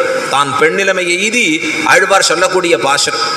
இந்த பாசுரத்தை பார்க்கறச்சே சாமானியர்கள் கேட்டான்னா ஐயா இதுவும் ஒரு காதல் மாதிரியா, இது பிரயோஜனம் இல்லை போல் இருக்கே அப்படின்னு யோசித்தா ஆச்சாரியர்கள் சொல்லுவா, இவன் பாக்யஹீனனாகையாலே ஒழிந்தான். அவனுக்கு இன்னும் அதை புரிஞ்சுக்கிற அளவுக்கு பாக்கியமே கிடைக்கல. ஆழ்வார்கள் தங்களுடைய உண்மையான பாவத்தை இந்த ஆத்மாவை பார்க்கறச்சே பரமாத்மா ஒருவன்தான் புருஷன், அவன் ஒத்தன்தான் புருஷோத்தமன். வேதம் அதனால தான் சொல்லிது சகஸ்ர சீருஷா புருஷா. புருஷகான்னு அவனை சொல்றச்சே அவன் ஒருவனே புருஷோத்தமன். அவனை கடந்திருக்கக்கூடிய மற்ற எல்லார்களும் அந்த ஸ்திரீ பிராயர்களாக இருக்கக்கூடியவர்கள், பெண்களாக இருக்கக்கூடிய தன்மையே உடையவர்கள். அப்ப நாயகன்னா யார் இருக்கணும்? பகவான் தான். ஆகையால தான் ஆண்டாள் சொன்னா, மானிடவருக்கு என்று பேச்சுப்படில் வாழகில்லேன். மனிதர்களுக்குன்னு என்ன சொன்னேன்னா நான் உயிரோடு வாழ மாட்டேன். இப்போ ஆண்டாள் சொன்ன வார்த்தை எப்படி தெரியுமானா, யாராவது அந்த ஊரில் ஒத்தர் இந்த பையன் ஆண்டாளுக்கு பொருந்தி இருப்பான் போல் இருக்கேன்னு சொன்னாலே ஆண்டாள் உயிரோடு வாழ மாட்டேன்னா, அப்பயே நான் உயிரை விட்டுடுவேன். ஏன்னார், எம்பெருமானுக்கு மட்டுமே அவன் ஒத்தந்தான் நாயகன். ஆண்டாள் அவனைத்தான் நாயகனா சொல்ல வேண்டி இருக்க, இவர்கள் துவாரசேஷிகள், வாசல் காப்பவர்களா இருக்கா, இவாளை போய் நாயகன்னு சொல்றாளே. நாயகனாகி நின்ற நந்தகோபனுடைய கோயில் காப்பானே. இந்த கோயில் காப்பவர்களை பார்த்து நாயகன்னு ஆண்டாள் சொல்றாளே. அதை தவிர நந்தகோபனை பார்த்து நாயகன்னு சொன்னா இப்ப கிருஷ்ணன் இல்லையா? இவர்களை ஏன் கொண்டாடுகிறான்னா, இப்போ சொல்கிற ஆண்டாள் ரொம்ப ஆச்சரியமான அர்த்தம் பூர்வாச்சாரியர்கள் தெரிவிக்கிறார். இந்த எம்பெருமான் எப்படிப்பட்டவன் தெரியுமா? இவர்களுக்கு வசப்பட்டவன். இவர்கள் என்ன சொல்கிறாலோ அதை கேட்டு நடப்பவன் எம்பெருமான். இவர்கள்ட்ட அதிகாரம் கொடுத்து வச்சிருக்கான். சதஸ்ருஷு அதிகார பாஜகா. இவர்கள் என்ன தவம் செய்தார்களோ எம்பெருமானிடத்திலே அந்த அதிகாரத்தை பெற்றவர்களாக இருக்கான். இவர்கள் என்ன நியமனம் நியமிக்கிறார்களோ அந்த நியமனத்தை அப்படியே ஏற்றுக்கொள்பவனாக எம்பெருமான் இருக்கிறான். ஆகையாலே ஆண்டாள் என்ன சொல்றா, நீங்கள் தான்ப்பா எங்களுக்கு நாயகன், நீங்கள் தான். இப்போ ஏற்கனவே சொன்னேன், போன பாசுரத்திலே சொன்னேன், ஆச்சாரிய அபிமானம். ஆச்சாரியனிடத்திலே இவனுக்கு உயர்ந்த அபிமானம் இருக்க வேண்டும். ஆழ்வார் பாசுரத்தில் சொன்னார், கத்திர பந்துமன்னே பராங்கதி கண்டுகொண்டான். க்ஷத்ரபந்துன்னு பேர் அவனுக்கு. 3 எழுத்துடைய பேரால் கத்திர பந்துமன்னே பராங்கதி கண்டு கொண்டான். கோவிந்தான்னு 3 எழுத்து இருக்கிற திருநாமத்தாலே நக்ஷத்திரபந்துவுக்கு மோட்சம். க்ஷத்ரபந்து பாபிஷ்டன், பாபமே செய்தவன். உயர்ந்த பரம்பரையில் வந்திருக்கான், ஆனால் பாபமே செய்தவன். புண்டரீகன் என்று சொல்லக்கூடியவன் புண்ணியமே செய்தவன், அவனுக்கும் மோட்சம். இது அழகான ஒரு ஸ்லோகத்தில் விவரிக்கிறார். பாபிஷ்டா க்ஷத்ரபந்துஷ்ச புண்டரீகஸ்ச புண்ணியகிருத்து. பாபிஷ்டனான க்ஷத்ரபந்துக்கும் மோட்சம், புண்ணியம் செய்திருக்கக்கூடிய புண்டரீகன் என்று சொல்பவனுக்கும் மோட்சம். இப்போ மோட்சத்தை யாரு கொடுக்கறது, யார் அதிகாரிகள் அப்படின்னா, இவன் பாபம் பண்ணவன் புண்ணியம் பண்ணவன் பார்க்கறது இல்லையா. எதனால் இவனுக்கு மோட்சம்னா, ஆச்சாரிய வத்தையா முக்தௌ, ஆச்சாரிய சம்பந்தத்தாலே முக்தி அடைந்தார்கள். ஆகையாலே என்ன வேணும்னா, ஆச்சாரியவான் பவேத்து, ஒவ்வொருவரும் ஆச்சாரியர்களை பற்றி நிற்க வேணும். மனவடமாமனிகள் ரொம்ப அழகா சாதித்தார். தன்குருவின் தாளினைகள் தம்மில் அன்பு ஒன்று இல்லாதார். நம்ம மூக்ஷபடியில் படிக்கிறோம், மந்திரத்திலும் மந்திரத்துக்கு உள்ளீடான வஸ்துவிலும் மந்திர பிரதனான ஆச்சாரியன் பக்கலிலும் பிரேமம் கணக்க உண்டானால் காரியகரமாவது. சுவாமி எனக்கு மட்டும் எதுவுமே பலிக்க மாட்டேங்கிறதே, ஒன்றும் நடக்க மாட்டேங்கிறதே. நான் 3ல் உனக்கு பிரேமம் இல்லைன்னு அர்த்தம். எது 3ல் பிரேமம் இருக்கணும்? ஆச்சாரியன் சொல்லி கொடுத்த அந்த மந்திரம், அந்த மந்திரத்துக்கு உட்பொருளாக இருக்கக்கூடிய பகவான், அந்த மந்திரத்தை உபதேசித்த ஆச்சாரியன். இவர்கள் 3 பேர்லையும் அளவு கடந்த பிரேமம் இருக்கணும். இல்லை எனக்கு அந்த மந்திரம்னா ரொம்ப பிடிக்கும், அதை சொல்லுவேன், அதில் பிரேமம் இருக்கும். கோயில் பெருமாள்னா ரொம்ப பிடிக்கும், ஆச்சாரியன்னா சமாஷனம் அப்போ சேவிச்சது எப்போ சமாஷனம் ஆச்சுன்னா அது ஒரு 10-15 வருஷம் ஆயிருக்கும். அவனுக்கு உண்டா மோட்சம்னா கண்டிப்பாக கிடையாதுன்னுட்ட. தன் குருவின் தாளினைகள் தம்மில் அன்பு ஒன்று இல்லாதார். தன்னுடைய குருவிடத்திலே அன்பில்லாதவர்கள், பிரீதி இல்லாதவர்கள், தன்பால் அன்பு செய்தாலும் தன்னிடத்திலே அன்பு செய்பவர்களாக இருப்பினும் கூட அவர்களுக்கு என்ன கிடையாதுன்னா எம்பெருமான் மோட்சத்தை கொடுக்க மாட்டான். தெளிவாக சொல்லியிருக்க ஆச்சாரியர்கள். இப்போ ஆச்சாரிய சம்பந்தத்தை கொண்டுதான் இவனுக்கு மோட்சம். ஆச்சாரிய சம்பந்தம் இல்லைனா மோட்சம் இல்லை. ஆகையால் நன்னார் அவர்கள் திருநாடு. எப்படி சொல்றாரு பாருங்க மாமுனிகள் காண்பிக்கிறச்சே, அவர்கள் மோட்சத்தை நன்னார். நன்னார்னா போக மாட்டா, கிடைக்காது. ஸ்பஷ்டமா சொல்றார். ஏன்? ஆச்சாரியனிடத்திலே இவனுக்கு இருக்கிற பிரீத்தி தான் எம்பெருமானிடத்திலே பிரீத்தி உடையவனாக மாற்ற வல்லது. செயல் நன்றாக திருத்தி பணிகொள்வான். இந்த ஆச்சாரியன் தான் உயர்ந்திருக்கக்கூடிய நமக்கு மந்திரங்களை உபதேசம் பண்ணி நம்மை செயல் நன்றாக திருத்தி பணிகொண்டு இவனை எம்பெருமானுக்கு உரித்தானவனாக ஆக்கி சேர்க்கிறான். பெருமாள் திருவடியில் சேர்க்கிறான். அவரையே தெரிஞ்சுக்கல, அவரையே மறந்துட்டேன்னா உனக்கு கிடைக்குமான்னா கிடையாது. இப்போ என்ன சொல்றாருன்னா ஆச்சாரியவான் பவேத்து, ஆச்சாரியனாக இருக்கக்கூடியவனை பற்றி நில். பகவான்கிறவன் ரெண்டுக்கும் பொது, மோட்சத்துக்கும் பொது, சம்சாரத்துக்கும் பொது எம்பெருமான். ஏன்னர் அவர் எப்படி சாஸ்திரம் கொண்டு நடக்கிறானோ அந்த நடக்கிறவனுக்கு தகுந்தபடி பலத்தை கொடுப்பார். கீதையில சொல்றார், பார் ஆசுர யோனிகளில் உன்னை புகுத்துறேன் பார். சொல்றத ஒண்ணுமே கேட்கல, இஷ்டத்துக்கு தெரிஞ்சேன்னா உனக்கு இதுதான் கதி. எம்பெருமானுடைய திருவாக்கு ரொம்ப வேகமா இருக்கு. ஆனால் ஆச்சாரியர்கள் எப்படின்னா நம்மை திருத்தி பணி கொண்டு மோட்சத்துக்கு மட்டுமே வழிகாட்டுபவர்கள். இப்போ இந்த இடத்துல நந்தகோபனாகட்டும், வெளியில் இருக்கக்கூடிய துவாரபாலகர்களாகட்டும், இவர்கள்லாம் யாரு? ஆச்சாரிய ஸ்தானத்திலே இருக்கக்கூடியவர்கள். துவாரசேஷிகள்னு விவரிக்கிற பெரியவாச்சான் பிள்ளை. நமக்கு உள்ளே நுழைவதற்கு இவர்கள் தான் காரணமே. இன்னைக்கு நான் போய் அங்கே எம்பெருமான் இடத்துல பக்தி உடையவனா இருக்கேன்னா அதற்கு யார் காரணம்னா பொருளல்லாத என்னை ஒரு பொருளாக்கி நிறுத்தின ஆச்சாரியன் காரணம். அந்த ஆச்சாரியன் தான் என்னை அழகாக திருத்தி எம்பெருமானுக்கு உரித்தானவனாக ஆக்கினான். இல்லைனா அவர் சொல்லலைன்னா, அவர் எனக்கு புரிய வைக்கலைன்னா நான் எங்கே இதெல்லாம் சொல்லுவது? அப்போ இங்கே யாரை கொண்டாடுகிறார்னா நாயகன் என்பது ஆச்சாரிய ஸ்தானத்திலே இவர்களை கொண்டாடுகிறார். நாயகனாய் நின்ற நந்தகோபனுடைய கோயில் காப்பானே.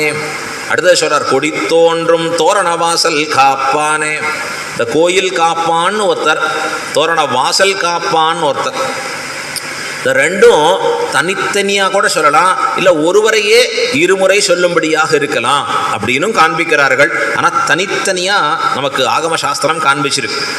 எம்பெருமானுடைய வெளியில் இருக்கக்கூடிய க்ஷேத்திரத்தை பரிபாலர்களுக்கு க்ஷேத்திர பரிபாலகர்கள்னு பேர்.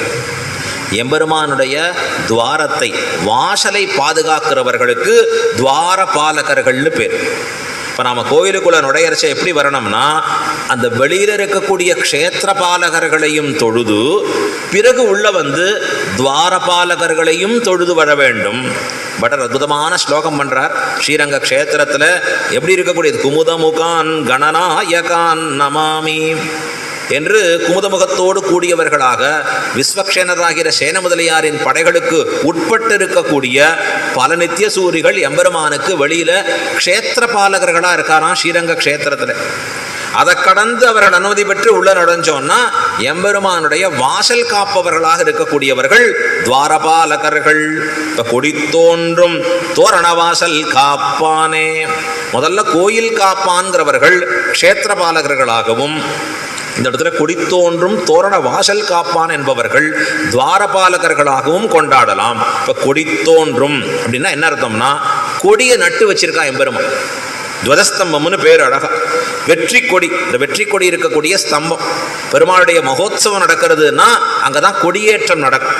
பார்க்கலாம், கருடாழ்வார் கொடியாக கொண்டு வந்து பெருசாக அதை ஏற்றுவா அழகா. துவஜரோகணம், துவஜாரோகணம்னு சொல்லுவோம். முடிஞ்சிருத்துனா துவஜ அவரோகணம், கொடி இறக்குதல்னு பேர். உற்சவம் ஆரம்பிக்கிறச்சே கொடி ஏற்றுவா, உற்சவம் முடிஞ்ச உடனே கொடி இறக்குவா. அதுக்கு என்ன பேர்? துவஜஸ்தம்பம்னு பேர். பெருசா நிற்கும் அழகா. இன்னைக்கு நம்மளே பார்த்து மற்ற மதங்களையும் காப்பி அடிச்சுட்டான். அவனுக்கு இது என்னடா சம்பந்தம், எங்கடா இருக்குன்னு கேட்டால் கேள்வியே இல்லை. நமக்கு என்ன ஸ்ரீ பாஞ்சராத்திர ஆகமம் இருக்குது, இது ஒன்று ஒன்று சொல்லி கொடுக்கறது. ஏன் துவஜஸ்தம்பம், அதனால் என்ன பயன், அவங்கள்ட்ட போய் கேளுங்க எந்த இடத்துல எந்த புக்கில் என்ன சொல்லியிருக்கு. நீங்கள் வைக்கிறேன் உங்களை ஃபாலோ பண்ணணும்னு நாங்கள் வச்சுட்டோம். ஏன்னா அப்போ தான் உங்கள் ஊரில் இருக்கிறவா எங்களை தேடி வருவா. இந்த துவஜஸ்தம்பம் இருக்கு, இது எதை காண்பிக்கிறதுனார், கொடி தோன்றும் தோரணவாசல் காப்பானே. கொடி தோன்றும்னா எம்பெருமான் தான் சர்வ ரக்ஷகன் என்று தன்னுடைய ரக்ஷகத்துவத்துக்கு சேர இந்த கொடியை நட்டு வச்சிருக்கான். எல்லாரையும் காப்பவன் நான் என்கிற அடையாளத்தோடே கூடியதாக அந்த கொடியை நட்டு வச்சிருக்கான். அந்த காலத்தில் ராஜாக்கள்லாம் பெருசாக மணியை கட்டி வச்சிருப்பாங்க. இந்த மணியை இப்படி பெருசாக சத்தம் போட்டு அதை அடித்தானா என்ன அர்த்தம்னா, எப்போ எந்த சமயத்தில் பிரஜைகளுக்கு ஆபத்து வந்தாலும் நான் வந்து காப்பாற்றுகிறேன். இப்போ அதை போல ஸ்ரீரங்கநாதர் என்ன பண்ணியிருக்கார், பெரிய துவஜஸ்தம்பம் வச்சிருக்கிறது காரணம் என்னன்னா, ரக்ஷகத்திற்காக நட்டி வச்சிருக்க. நான் உங்களை எல்லாம் ரட்சிக்கிறேன்ப்பா, என்னுடைய ரக்ஷகத்துவம் ஒரு நாள் உங்களிடத்துல குறைவில்லாதபடி இருக்கும். அதைத்தான் ஆண்டாளிங்க சொல்றா, கொடி தோன்றும் தான் ரக்ஷகன் என்பதற்கு சேர இதை நட்டு வைத்து அதில் அழகான தோரணங்களையும் கட்டி வைத்து எம்பெருமான் வச்சிருக்கானே, அந்த இடத்துல வாசல் காப்பான். அங்கே வாசலிலே காப்பவர்களாக விளங்குபவர்களே. நம்மெல்லாம் ஃபாஸ்ட்டாக கோயிலுக்குள்ளே போயிடுவோம். அதுவும் இந்த க்யூவில் ஜாயின் பண்ணிட்டோன்னா போய் நிற்கிறது தான் தெரியும். ஆட்டோமேட்டிக்காக தள்ளிண்டே போயிடுவாங்க. உள்ளே போயிட்டு வேகமாக வெளில வருவோம். ஆனால் எப்படி போகணும்னா, ஸ்ரீரங்க க்ஷேத்திரத்தில் மட்டும் க்யூவில் போனால் கூட வேகமாக போனால் கூட அந்த துவாரபாலகர்களை சேவிக்கணும். திருமலையில் போகிற செய்யும் அங்கே நம்ம சேவிக்கணும். அவர்கள் எப்படி இருக்கிறாங்கிறத வர்ணிக்கிறார். ரொம்ப அற்புதமான ஒரு ஸ்லோகம் இது. ஸ்மேரா நனாக்ஷி கமலைஹி நமத புனானான் தம்ஷ்ரா கதா பிருகுடிபிஹி த்விஷதோதுனானான் சண்ட பிரச்சண்ட முகதா பிரணமாமி ரங்கத்வாராவலீஷு சதசுஷ்வதிகார பாஜகா என்று இந்த 2 பேர் ஸ்ரீரங்க க்ஷேத்திரத்தில் இருக்காரே துவாரபாலகர்கள், இப்படி கையை வச்சுட்டு இருப்பா அழகா. அவர்கள் இருக்கக்கூடிய வர்ணனையை பட்டர் தெரிவிக்கிறார். ஸ்மேரா நனாக்ஷி கமலைஹி நமத புனானான். அவர் முகத்தில் 2 விதமான எக்ஸ்பிரஷன் தெரியறதா.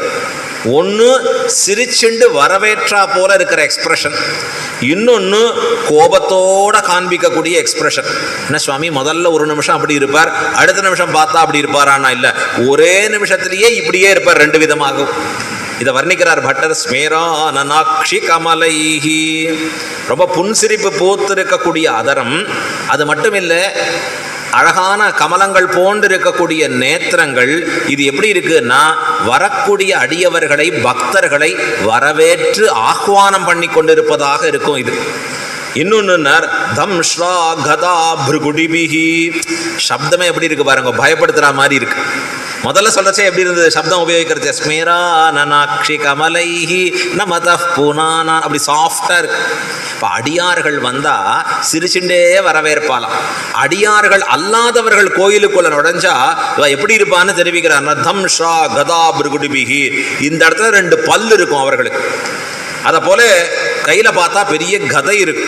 அது மட்டும் இல்லை, புருவம் பார்த்தா அப்படி நெரிச்சிருக்கக்கூடிய புருவமாக இருக்கும். கோபத்தில் எப்படி புருவ நெரிப்பு ஏற்பட்டிருக்குமோ அப்படி இருக்குமா அவர்களுக்கு. இப்போ இதை கொண்டு அடியார் அல்லாதவர்களை பயமுறுத்தியும் அடியார்களை வரவேற்றும் எம்பெருமானை போல ரோல்.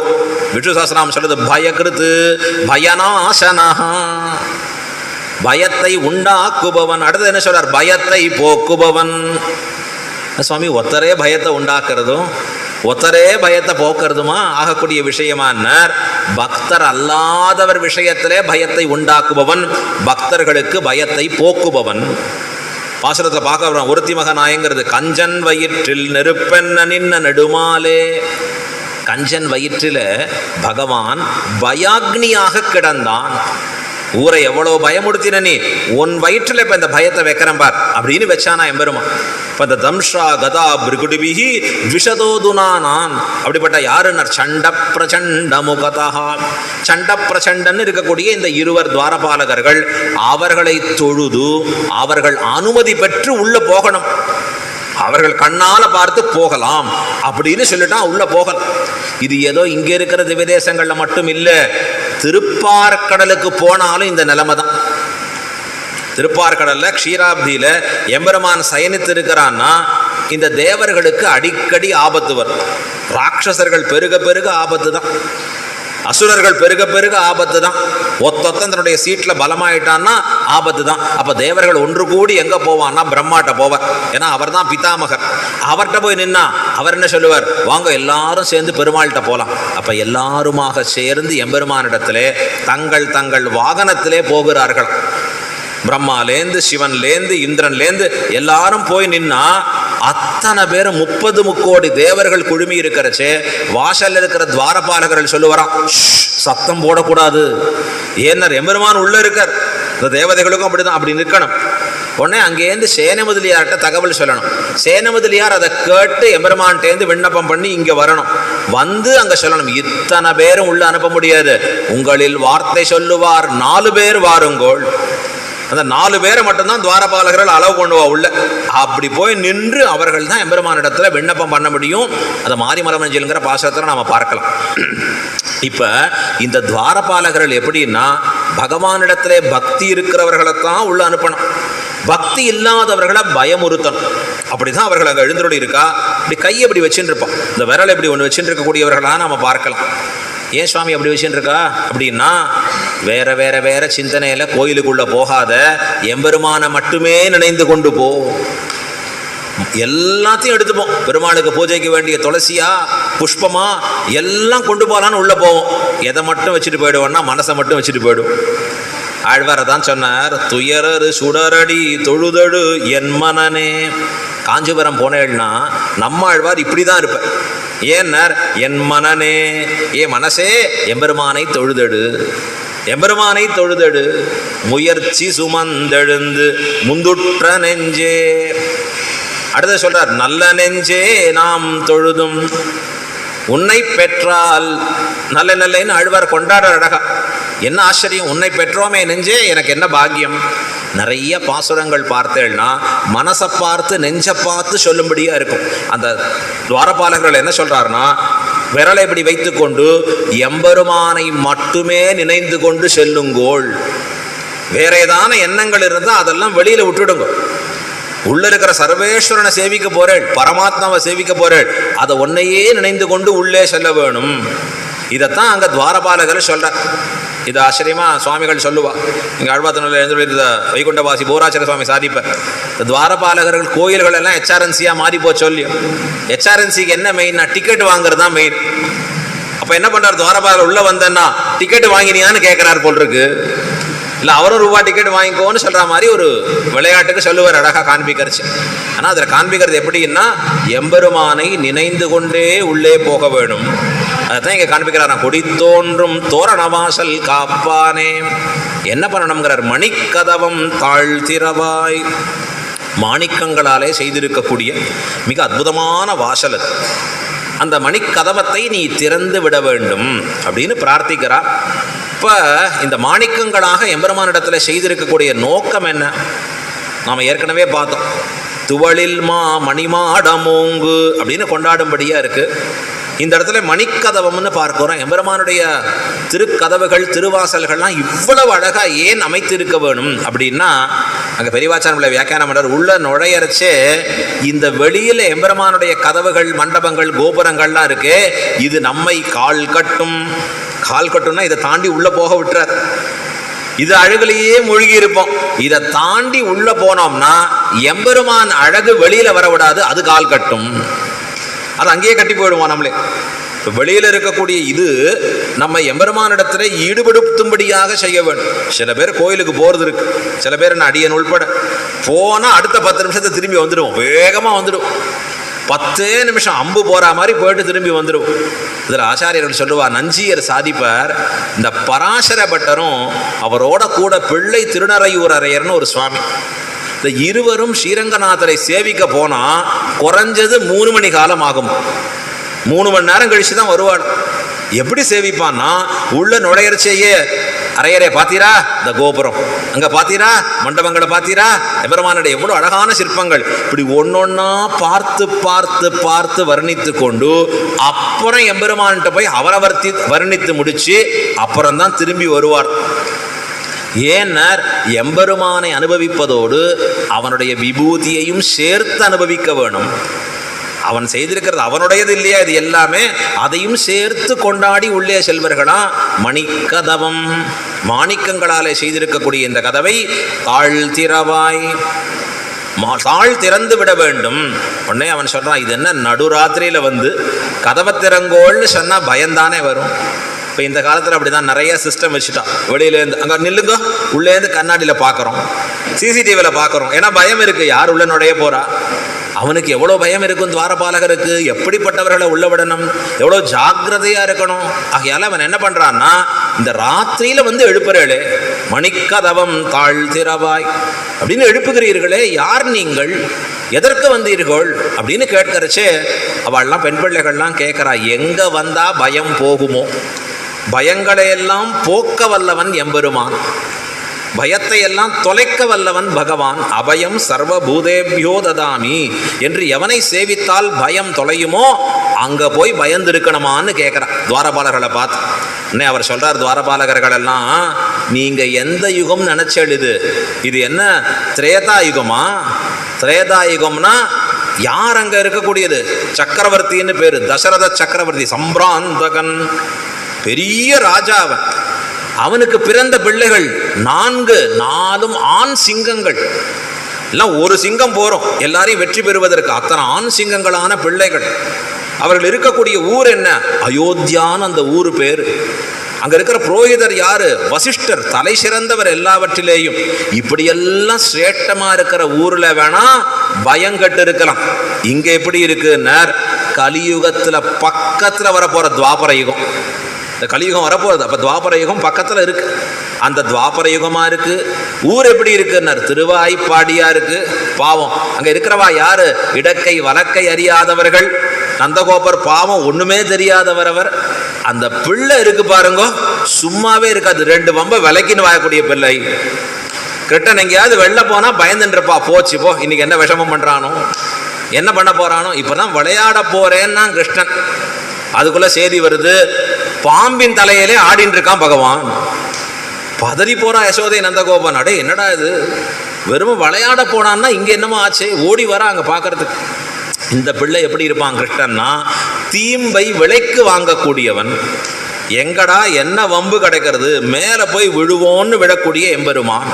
இப்போ என்ன பண்ண வேண்டியதுன்னா, நாங்கள் ரொம்ப ஜாக்கிரதையாக தான் இருக்கணும், ரொம்ப கேர்ஃபுல்லாக தான் பார்த்துக்கணும்.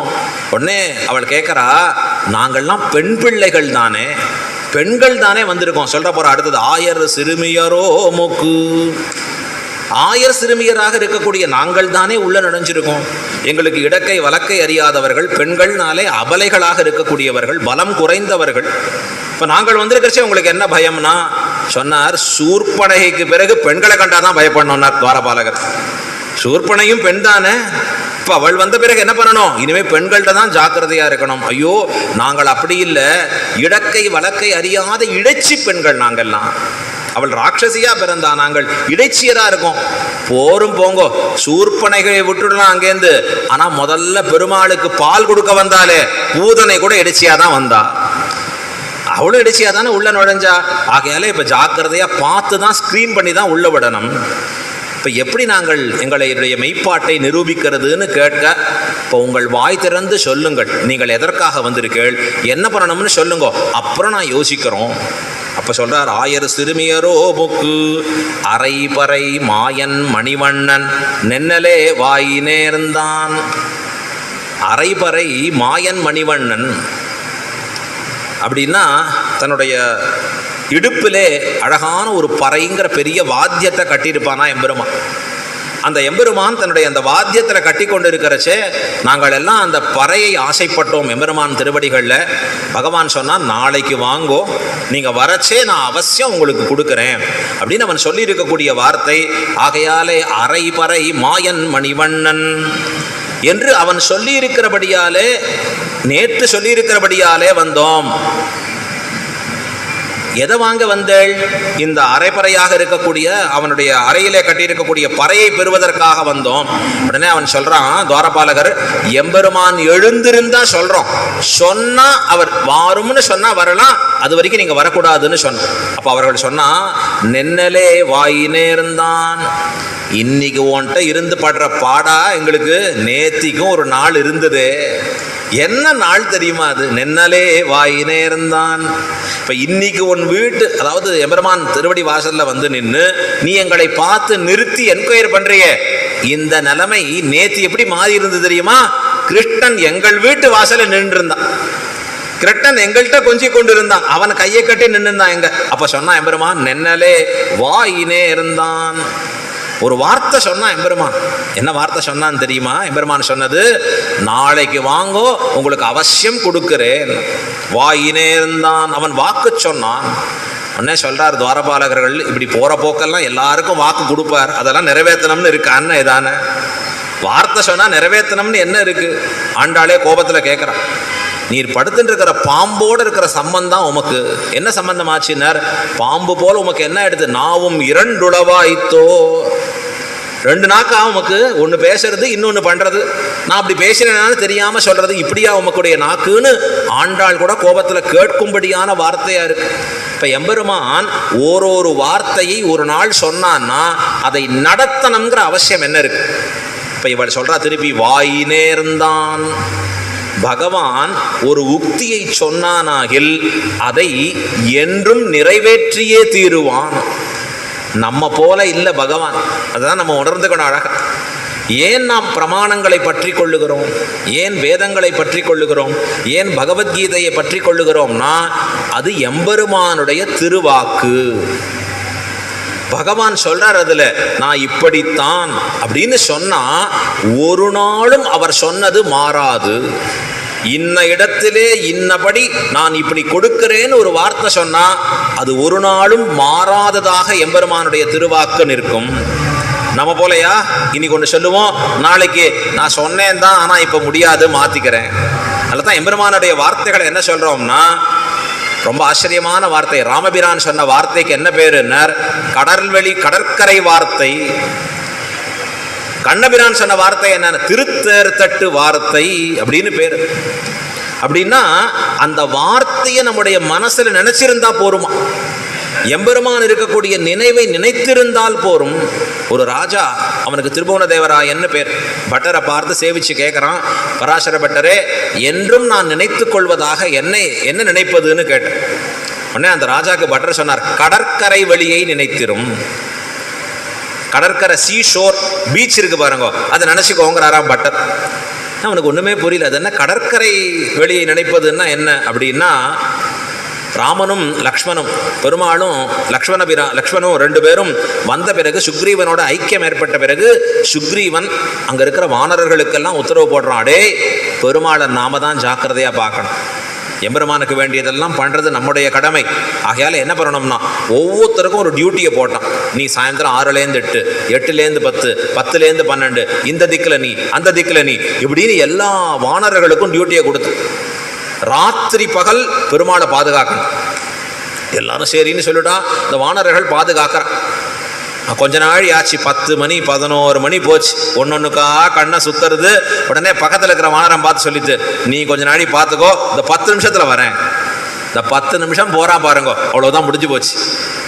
10 நிமிஷம் அப்படிதான். இப்படியே சொல்லி சொல்லி எல்லாரும் தூங்க 2 பேர் மட்டும் இத்தனை வானர சைன்யத்துக்குள்ள அப்படி சுத்தி வந்துட்டு இருக்காளாம். தூங்காம வெடித்து கொண்டு வருகிறார்கள். கையில வில்லோட யாருன்னா ராமலக்ஷ்மணர்கள் தான். யாரை பாதுகாக்கணும்னு சொல்லி போடப்பட்டதோ அவர்கள்லாம் தூங்கியாச்சு. ராமரை பாதுகாக்கணும்னு சொல்லி போடப்பட்டவர்கள் யாரு? இங்க இருக்கக்கூடிய அத்தனை சேனைகள். அவர்கள் தூங்கிட்டா. ஆனா யார் பாதுகாக்கப்பட வேண்டியவரோ அவர் இவர்களை பாதுகாக்கிறார். அதான் சொன்னார் பட்டர் அந்த ராஜாவை பார்த்து, ராஜா நீ பாதுகாக்கிறேன்னு நினைச்சுக்காத, உன்னையும் சேர்த்து பாதுகாப்பவன் எம்பெருமான். எம்பெருமான் தான் நம்மையும் பாதுகாப்பவன். அவன் சொல்ற வார்த்தை எப்படின்னார், வாயினேர்ந்தான். அவன் ஒரு வார்த்தை சொன்னான்னா ஒரு நாளும் அந்த வார்த்தை பொய்யாகாது. பெருமாள் சொன்ன வார்த்தை சகிருதேவ பிரபன்னாய தவாஸ்மி திசையாச்சதே அபயம் சர்வபூதேபியோ ததாமி ஏதது விரதம் மமா. கையில் விரதம் கட்டியிருக்கான் எம்பெருமான் சொல்கிறான், பாரு இதான் என் விரதம். என்ன விரதம்னா, ஒரே ஒரு முறை என் திருவடிகளை பற்றினவனை ஒரு நாளும் நான் விடுவதில்லை. விபீஷணனை பார்த்து ஒரு பெரிய சர்ச்சை நடக்கிறது. என்ன நினச்ச, விபீஷணன் ஆழ்வான சேர்த்துக்கலாமா வேண்டாமா? அங்கே இருக்கிற குரங்குகள்லாம் முடிவு சொல்லித்து அவரை கொலை பண்ண வேண்டும். அவர் உயிரோடு அவரை விட்டுறக்கூடாது. இப்போ ஏன்னா எதிரிலேருந்து வந்திருக்கார், எதிரி கூடாரத்திலிருந்து வந்தவர், அவரை நாம் ஒரு நாளும் விடக்கூடாதுன்னு சொல்ல கடைசியாக பெரிய சர்ச்சை நடக்கிறது. கடைசியாக எம்பெருமான் சொல்லி முடிக்கிறான், இல்லை இல்லை அவரை சேர்த்துக்கணும். அப்போ சுக்ரீவன் சொல்லி முடிக்கிறான் அழகா, அஸ்மாபிஸ் துல்லியோ பவத்து, நம்ம கூட்டத்தில் ஒருவராக அவரையும் சேர்த்துக்கலான்னு சொன்ன உடனே சுக்ரீவனையே விட்டு அழைத்து வர சொல்லுகிறார் பகவான். இப்போ கீழே இருக்கக்கூடிய அடியவர்கள் எல்லாருமாக சேர்ந்து அவனை அங்கீகரித்த பிறகு எம்பெருமான் அவனை அங்கீகரிக்கிறான். எம்பெருமான் எப்படிப்பட்டவனா இருக்கான்னா, தன் திருவடிகளை பற்றினவர்களை ஒரு நாளும் கைவிட மாட்டேன். அவன் எப்படிப்பட்டவனா இருக்கட்டும். அங்கே இருந்த 2 கோஷ்டி தான். விபீஷணன் கெட்டவன், சேர்த்து கூடாது விளக்கணும். இன்னொரு கோஷ்டி விபீஷணன் நல்லவன், அவனை சேர்த்து கொள்ள வேணும். ஒருத்தர் தான் ஆஞ்சநேயர் தான் சொன்னார்ப்பா, திருவடி தான் சொன்னார், விபீஷணர் ரொம்ப தர்மாத்மா, அவர் கண்டிப்பாக நம்ம கோட்டியில் சேர்த்துக்கணும். பெருமாள் ஜட்ஜ்மெண்ட் கொடுத்தார், இவா சொன்னதுலேருந்து பாதி, அவர் சொன்னதுலேருந்து பாதி. இவர்கள் என்ன சொன்னா, கெட்டவன் சேர்த்து கொள்ளக்கூடாது, கெட்டவன்கிற வார்த்தை எடுத்துட்டார். அவன் நல்லவன் சேர்த்து கொள்ளணும்னு சொன்னார் ஆஞ்சநேயர், சேர்த்து கொள்ளணுங்கிறத மட்டும் எடுத்துட்டார். அவன் கெட்டவனா இருந்தாலும் சேர்த்து கொள்ள வேணும். இதான் எம்பெருமான் சொல்லி இருக்கக்கூடிய வார்த்தை. எவனொருவன் என் திருவடியே தஞ்சம் என்று வந்தானோ அவனை நாம் ஒரு நாளும் விடமாட்டோம். சுக்ரீவா நீயே போய் அழைச்சிட்டு வான்னர். என்ன சுக்ரீவன் ஒரு 4 அடி நடந்தான், இரு சுக்ரீவான்னர். என்னன்னார், நீ போறதுக்குள்ள அங்க விபீஷணனுக்கு பதிலா ராவணன் வந்திருக்கான்னு வச்சுக்கோ, நீ திருப்பி என்ன பண்ணிடுவ, திருப்பி இங்க ஓடி வருவ. மறுபடி ஒன்ஸ் மோர் மீட்டிங், இந்த மீட்டிங்னு ஒன்று வைக்கிறா பாருங்க, ஐயோ போறோம்.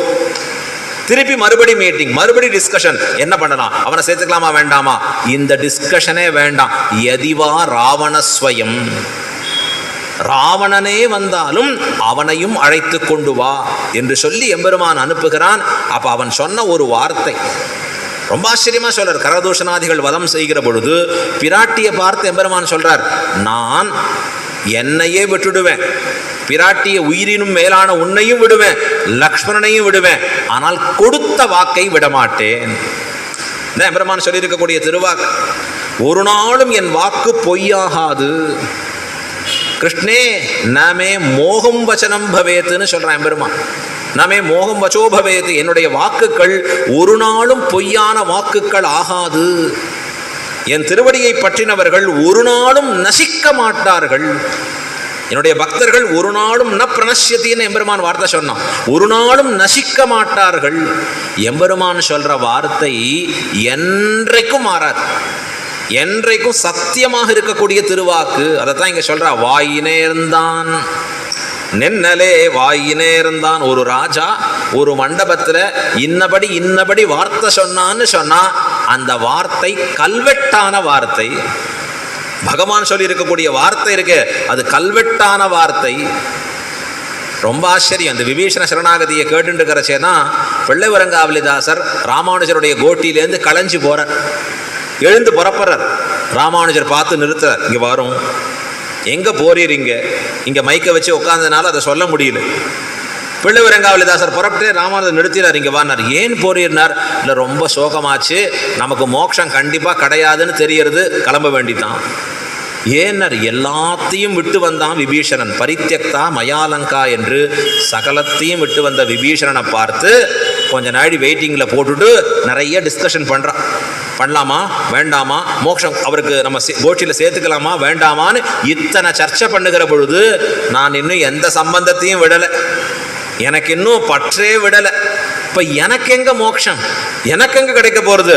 உடனே அங்கே தான் சொல்கிறார் அழகா, எம்பெருமானார் சொல்லக்கூடிய விஷயம் அழகா, உனக்கு மோட்சம் உண்டா இல்லையா அப்படிங்கிறத எங்கே நிச்சயம் பண்ணுறதுன்னார், நாதமுனிகளுக்கு மோட்சம் உண்டா இல்லையான்னு. கண்டிப்பாக உண்டு.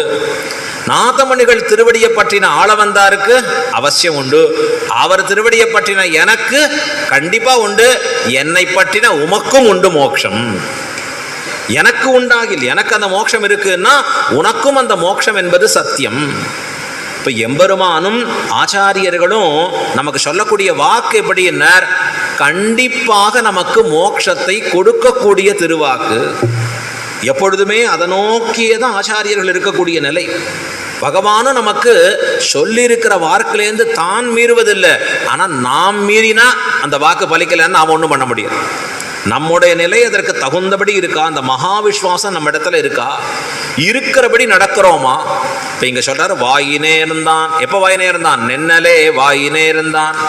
சரி, நீங்கள் எப்படி வந்திருக்கள், எதற்காக வந்திருக்கள்னு கேட்கறச்சே தூயோமாய் வந்தோம். தூய்மை என்பது வெளியில் இருக்கக்கூடிய ஸ்நானம் பண்ணுவதால் ஏற்படக்கூடிய தூய்மைனா அது புறந்தூய்மை, நீரால் அமையும்.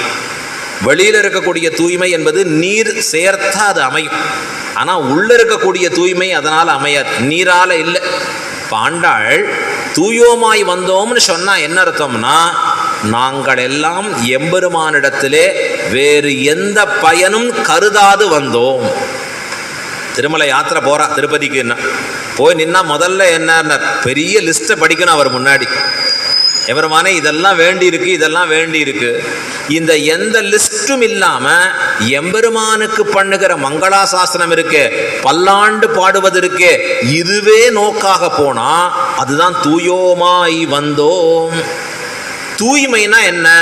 அனன்ய பிரயோஜனம். எம்பெருமானிடத்திலே செல்லுகிற பொழுது வேறு பயனை எதுவும் எதிர்பார்க்காதே செல்லுவது.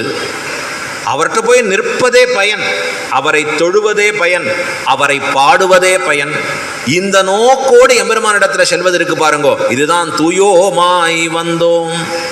இப்படிதான் நம்முடைய ஆச்சாரியர்கள் எல்லாம் எம்பெருமானிடத்தில் சென்று சேவித்து வந்தா மங்களாசாசனம் ஆயிற்றான்னு கேட்போம். அவ எதுக்கு கோயிலுக்கு போறா? பெருமாள் நன்னா இருக்கணும்னு பல்லாண்டு பாட போறா. எம்பெருமானுக்கு ஒரு குறை வரக்கூடாது என்று சொல்ல போகிறார்கள். குறைகளை போய் அங்கே விண்ணப்பிப்பதற்காக போல, இந்த குறையை தீர்க்கணும், அதை தீர்க்கணும். இதுதான் தூய்மை. தூயோமாய் வந்தோம். எதற்காக வந்தோம்னா அடுத்தது சொல்றா, துயிலடப்பாடுவான். எம்பெருமான் துயில் எழும்படியான சமயம் இருக்கு, அவன் திருக்கண் விழித்தருளக்கூடிய பார்வை இருக்கு, முதல் பார்வை இருக்கு, அதை பார்க்கணும்னு ஆசை. எம்பெருமான் கண்ணை விழித்து பார்க்கக்கூடியது இருக்கு, அதை நாங்கள் எழுப்ப, எம்பெருமான் எழுந்துக்க அதை நாங்கள் பார்த்து சேவிக்கணும். துயிலடப்பாடுவான். ஒரு நடந்திருக்கக்கூடிய ஒரு சம்பவத்தை பிராட்டி சொன்னான். எம்பெருமானுடைய மேன்மையை பற்றி சொல்கிறா பிராட்டி.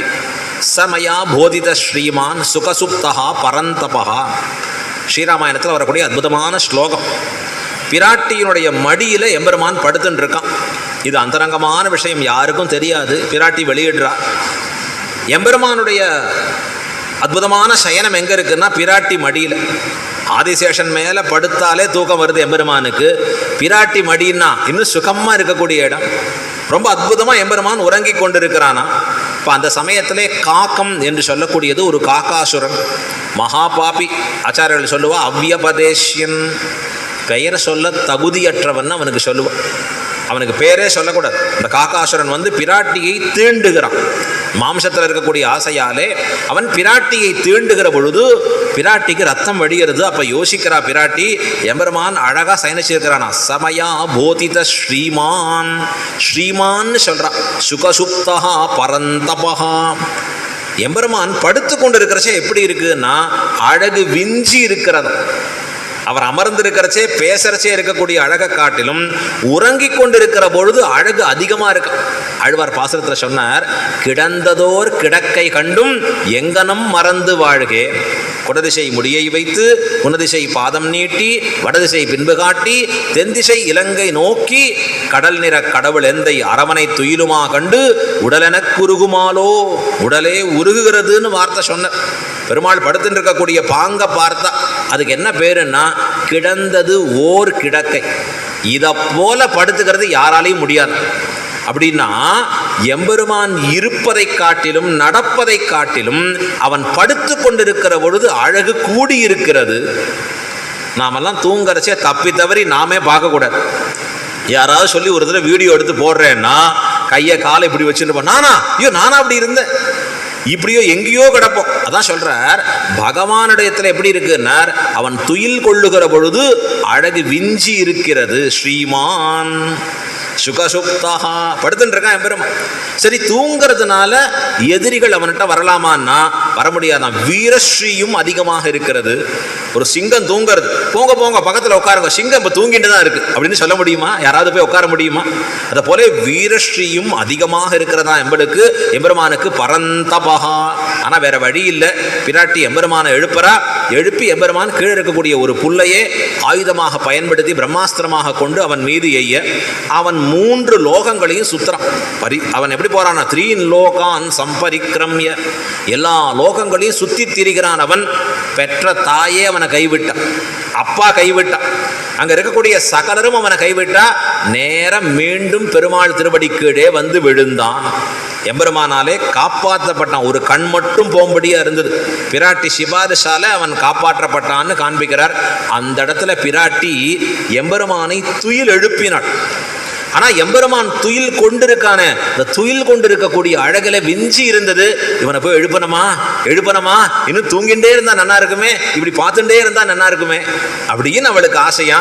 ஆனா நாங்கள் என்ன ஆசைப்படுறோம்னா, துயிலெழப்பாடுவான். எம்பெருமான் துயில் எழுவதற்காக பாடுகிறோம். நாங்கள் திருப்பள்ளி எழுச்சி பாடுவது அவன் துயல் உணர்வதற்காக.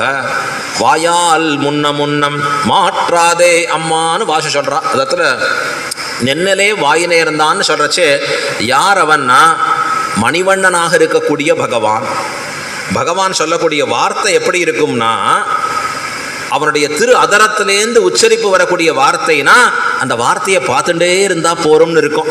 அந்த அழகை ரசிச்சு கொண்டே இருந்தா போருமா. வேறொன்னு தோன்றாதபடி எம்பெருமானுடைய வடிவழகு இருக்குமா, விடவொண்ணாததாக இருக்கக்கூடிய வடிவழகு. நேத்தி அவன் பேசினதை கேட்டது இருக்கே, இப்போ உன் வாசல்ல வந்து நாங்க படுகிற பாடு இருக்கே. அதான் இங்க ஆண்டாள் சொல்ற அழகா, நீ என்ன பண்ணக்கூடாதுன்னா, வாயால் முன்னம் மாற்றாதே அம்மா. முதல்ல வாயால வராதிங்கோ, உங்களை விடமாட்டேன், வெளியில போங்கோ அப்படின்னு சொல்லாத, வேறொன்றை சொல்லாதே. எம்பெருமானை சேவிப்பதற்காக வந்திருக்கக்கூடிய நாங்கள் எங்களை உன்னுடைய வாயாலே வேறொன்றை சொல்லி எங்களை நிஷேதிக்காதே, தள்ளாத. ஏன்னர் எப்பவுமே நல்ல சப்தங்களை சொல்லு, அபசப்தங்களை சொல்லாத. எம்பெருமானை சேவிக்கணும்னு ஆசையோடு வந்திருக்கோம், இங்க போங்க அதெல்லாம் முடியாது போங்க அப்படின்னு சொல்லாது. கோவிலில் சேவிச்சுட்டு வெளில வந்தான்னா வாங்கன்னு சொல்லணும். அவனை போங்கன்னு வார்த்தை சொல்லக்கூடாது. இங்கே வார்த்தை சொல்றார், வாயால் முன்னம் மாற்றாதே அம்மா.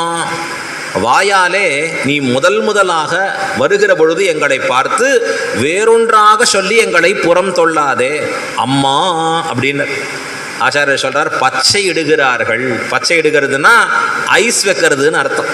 அவரை கொஞ்சம் குஷிப்படுத்துறா, புகழ்ந்து சொல்றார் அந்த துவாரபாலர்களை பார்த்து. ஏன்னார், நீங்க சொல்றதான் பகவான் கேட்க போறான், ஆகையாலே நீங்கள் எங்களுக்கு ரெக்கமெண்ட் பண்ணி அருள வேணும், அவரிடத்துல எங்களை பத்தி சிபாரிசு பண்ணி அருள வேணும்.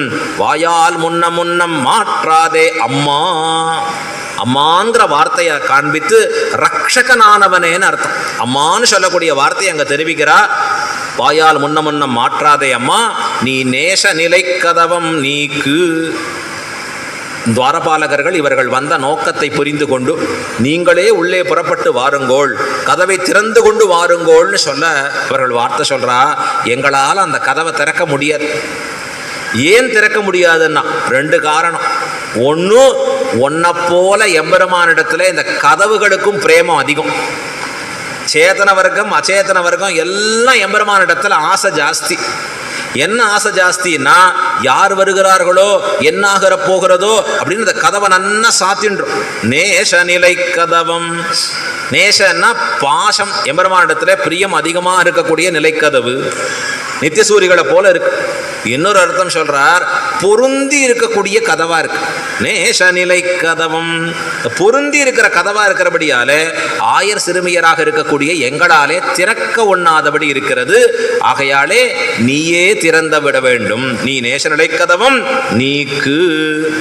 இந்த திருக்கதவை நீக்கி அருள வேணும், எங்களை உள்ளே போவதற்குண்டான அனுமதியை கொடுத்தருள வேணும் என்கிற பிரார்த்தனை ஆண்டாள் இந்த 16வது பாசுரத்திலே பண்ணி போருகிறாள். ஒவ்வொரு தடவையும் நாம் பெருமாள் கோயிலுக்கு புறப்படுகிற பொழுது திருப்பாவை தெரிஞ்சா போறோம். திருப்பாவினுடைய அனுசந்தானம் இருந்தாலே கோயிலுக்குள்ளே எந்த கிரமத்தில் போகணுமோ அந்த கிரமத்தில் போயிட்டு வரலாம். பின்னாடி சொல்கிறேன் அந்த கிரமங்களை. திருப்பாவையில் இருக்கிற இந்த நாயகனாய் நின்ற பாசுரம் என்பது துவாரபாலகர்களை பார்த்து பிரார்த்திக்கக்கூடிய பாசுரம். நம்ம வீட்டில் பெருமாளுக்கு திருவாராதனம் பண்ண போகிறோம், திருக்காப்பு நீக்க போகிறோம்னா முதல்ல துவாரபாலகர்களை பிரார்த்திக்கணும். எந்த பாசுரத்தை சொல்லி பிரார்த்திக்கலாம்? இந்த நாயகனாய் நின்னங்கிற இந்த பாசுரத்தை சொல்லி பிரார்த்திக்கணும். ஒரு சன்னதிக்குள்ளே கோயிலுக்குள்ளே போகிறோம், எம்பெருமானை சேவிக்க போகிறோன்னா முதல்ல அங்கே இருக்கக்கூடிய துவாரபாலகர்களை பார்த்து சேவிச்சு இந்த நாயகனாய் நின்ன பாசுரத்தினுடைய அனுசந்தானத்தோட எம்பெருமான் கிட்ட உள்ளே போகணும். ஏன்னா அந்த துவாரபாலகர்களின் அனுமதி கொண்டு எம்பெருமானிடத்திலே சென்று சேவித்தல் இதுதான் முறை என்று நமக்கு ஆச்சாரியர்கள் அற்புதமாக காண்பித்து இருக்கிறார். ஆண்டாளும் அப்படியே நமக்கு காண்பித்து நிற்கிறாள். நாம் எல்லாரும் இப்போ இன்றைய பாசுரத்தை ஒரு தடவை அனுசந்தானம் பண்ணுவோம். இன்றைக்கு 21வது பாசுரம். ஏற்ற கலங்கள். ஏத்த கலங்கள் எதிர்பொங்கி மீதளிப்ப மாத்தாதே பால் சொரியும் வள்ளல் பெரும் பசுக்கள் ஆற்றப்படைத்தான் மகனே அறிவுராய் ஊத்தமுடையாய் பெரியாய் உலகினில் தோத்தமாய் நின்ன சுடரே துயிலடாய் மாத்தார் உனக்கு வலி தொலைந்து உன் வாசற்கண் ஆற்றாது வந்து அடிபணியுமா போலே போத்தியாம் வந்தோம் புகழ்ந்தேலோர் எம்பாவாய். ஆண்டாள் திருவடிகளே சரணம். பெரியவாச்சான் பிள்ளை திருவடிகளே சரணம். ஆழ்வார் திருவடிகளே சரணம். எம்பெருமானார் திருவடிகளே சரணம். ஜீயர் திருவடிகளே சரணம். இந்த வாய் நேர்ந்தான்கிற இடத்துல எம்பெருமானுடைய திருவாக்குன்னு சொன்னேன். இந்த திருவாக்குகளில் ரொம்ப முக்கியம் பகவத்கீதை என்கிற திவ்ய சாஸ்திரம். வேதாந்தங்களில் சொல்லப்பட்டிருக்கக்கூடிய கருத்துக்களை எம்பெருமான் மிக அழகாக பகவத்கீதையாக ஒரு 700 ஸ்லோகங்களில் கொடுக்குறார். 18 அத்தியாயங்களோடு கூடியது. சுவாமி ராமானுஜர் மிக அழகான பாஷ்யம் பண்ணியிருக்கார். அதுக்கு என்ன பேருன்னா கீதா பாஷ்யம் அப்படின்னு பேர். ஆளவந்தார் சுருக்கி ஓரொரு அத்தியாயத்திற்கும் என்ன சாராம்சம் என்று சுருக்கி ஸ்லோகங்கள் அருளியிருக்கார். இன்னும் சில ஆச்சாரியர்கள் வெம்பாவை அருளியிருக்கா. அந்த கீதா பாஷ்யத்திற்கு வியாக்கியானம் அருளியிருக்கார் வேதாந்த தேசிகன். இப்படியெல்லாம் நிறைய அர்த்த விசேஷங்கள் பொதிந்திருக்கக்கூடிய நம்முடைய சீவைஷ்ணவ சம்பிரதாயத்தில் அதை எளிமையாக எல்லாருக்கும் தமிழில் கொண்டு போய் சேர்க்கணும். ஸ்ரீவைஷ்ணவ கோட்பாடுகளின்படி கருத்துக்களின்படி சுவாமி ராமானுஜர் காட்டிய மார்க்கத்தின்படி கீதையில் காட்டப்பட்டிருக்கக்கூடிய கருத்துக்கள் என்ன அப்படிங்கிறத ரொம்ப ஆச்சரியமாக விவரித்து கொண்டு உங்கள் ஊர் திருநெல்வேலி அதில் இருக்கக்கூடிய ஸ்ரீ பரகாலன் என்கிற ராமானுஜதாசர் ரொம்ப அற்புதமான பாகவதோத்தமர்.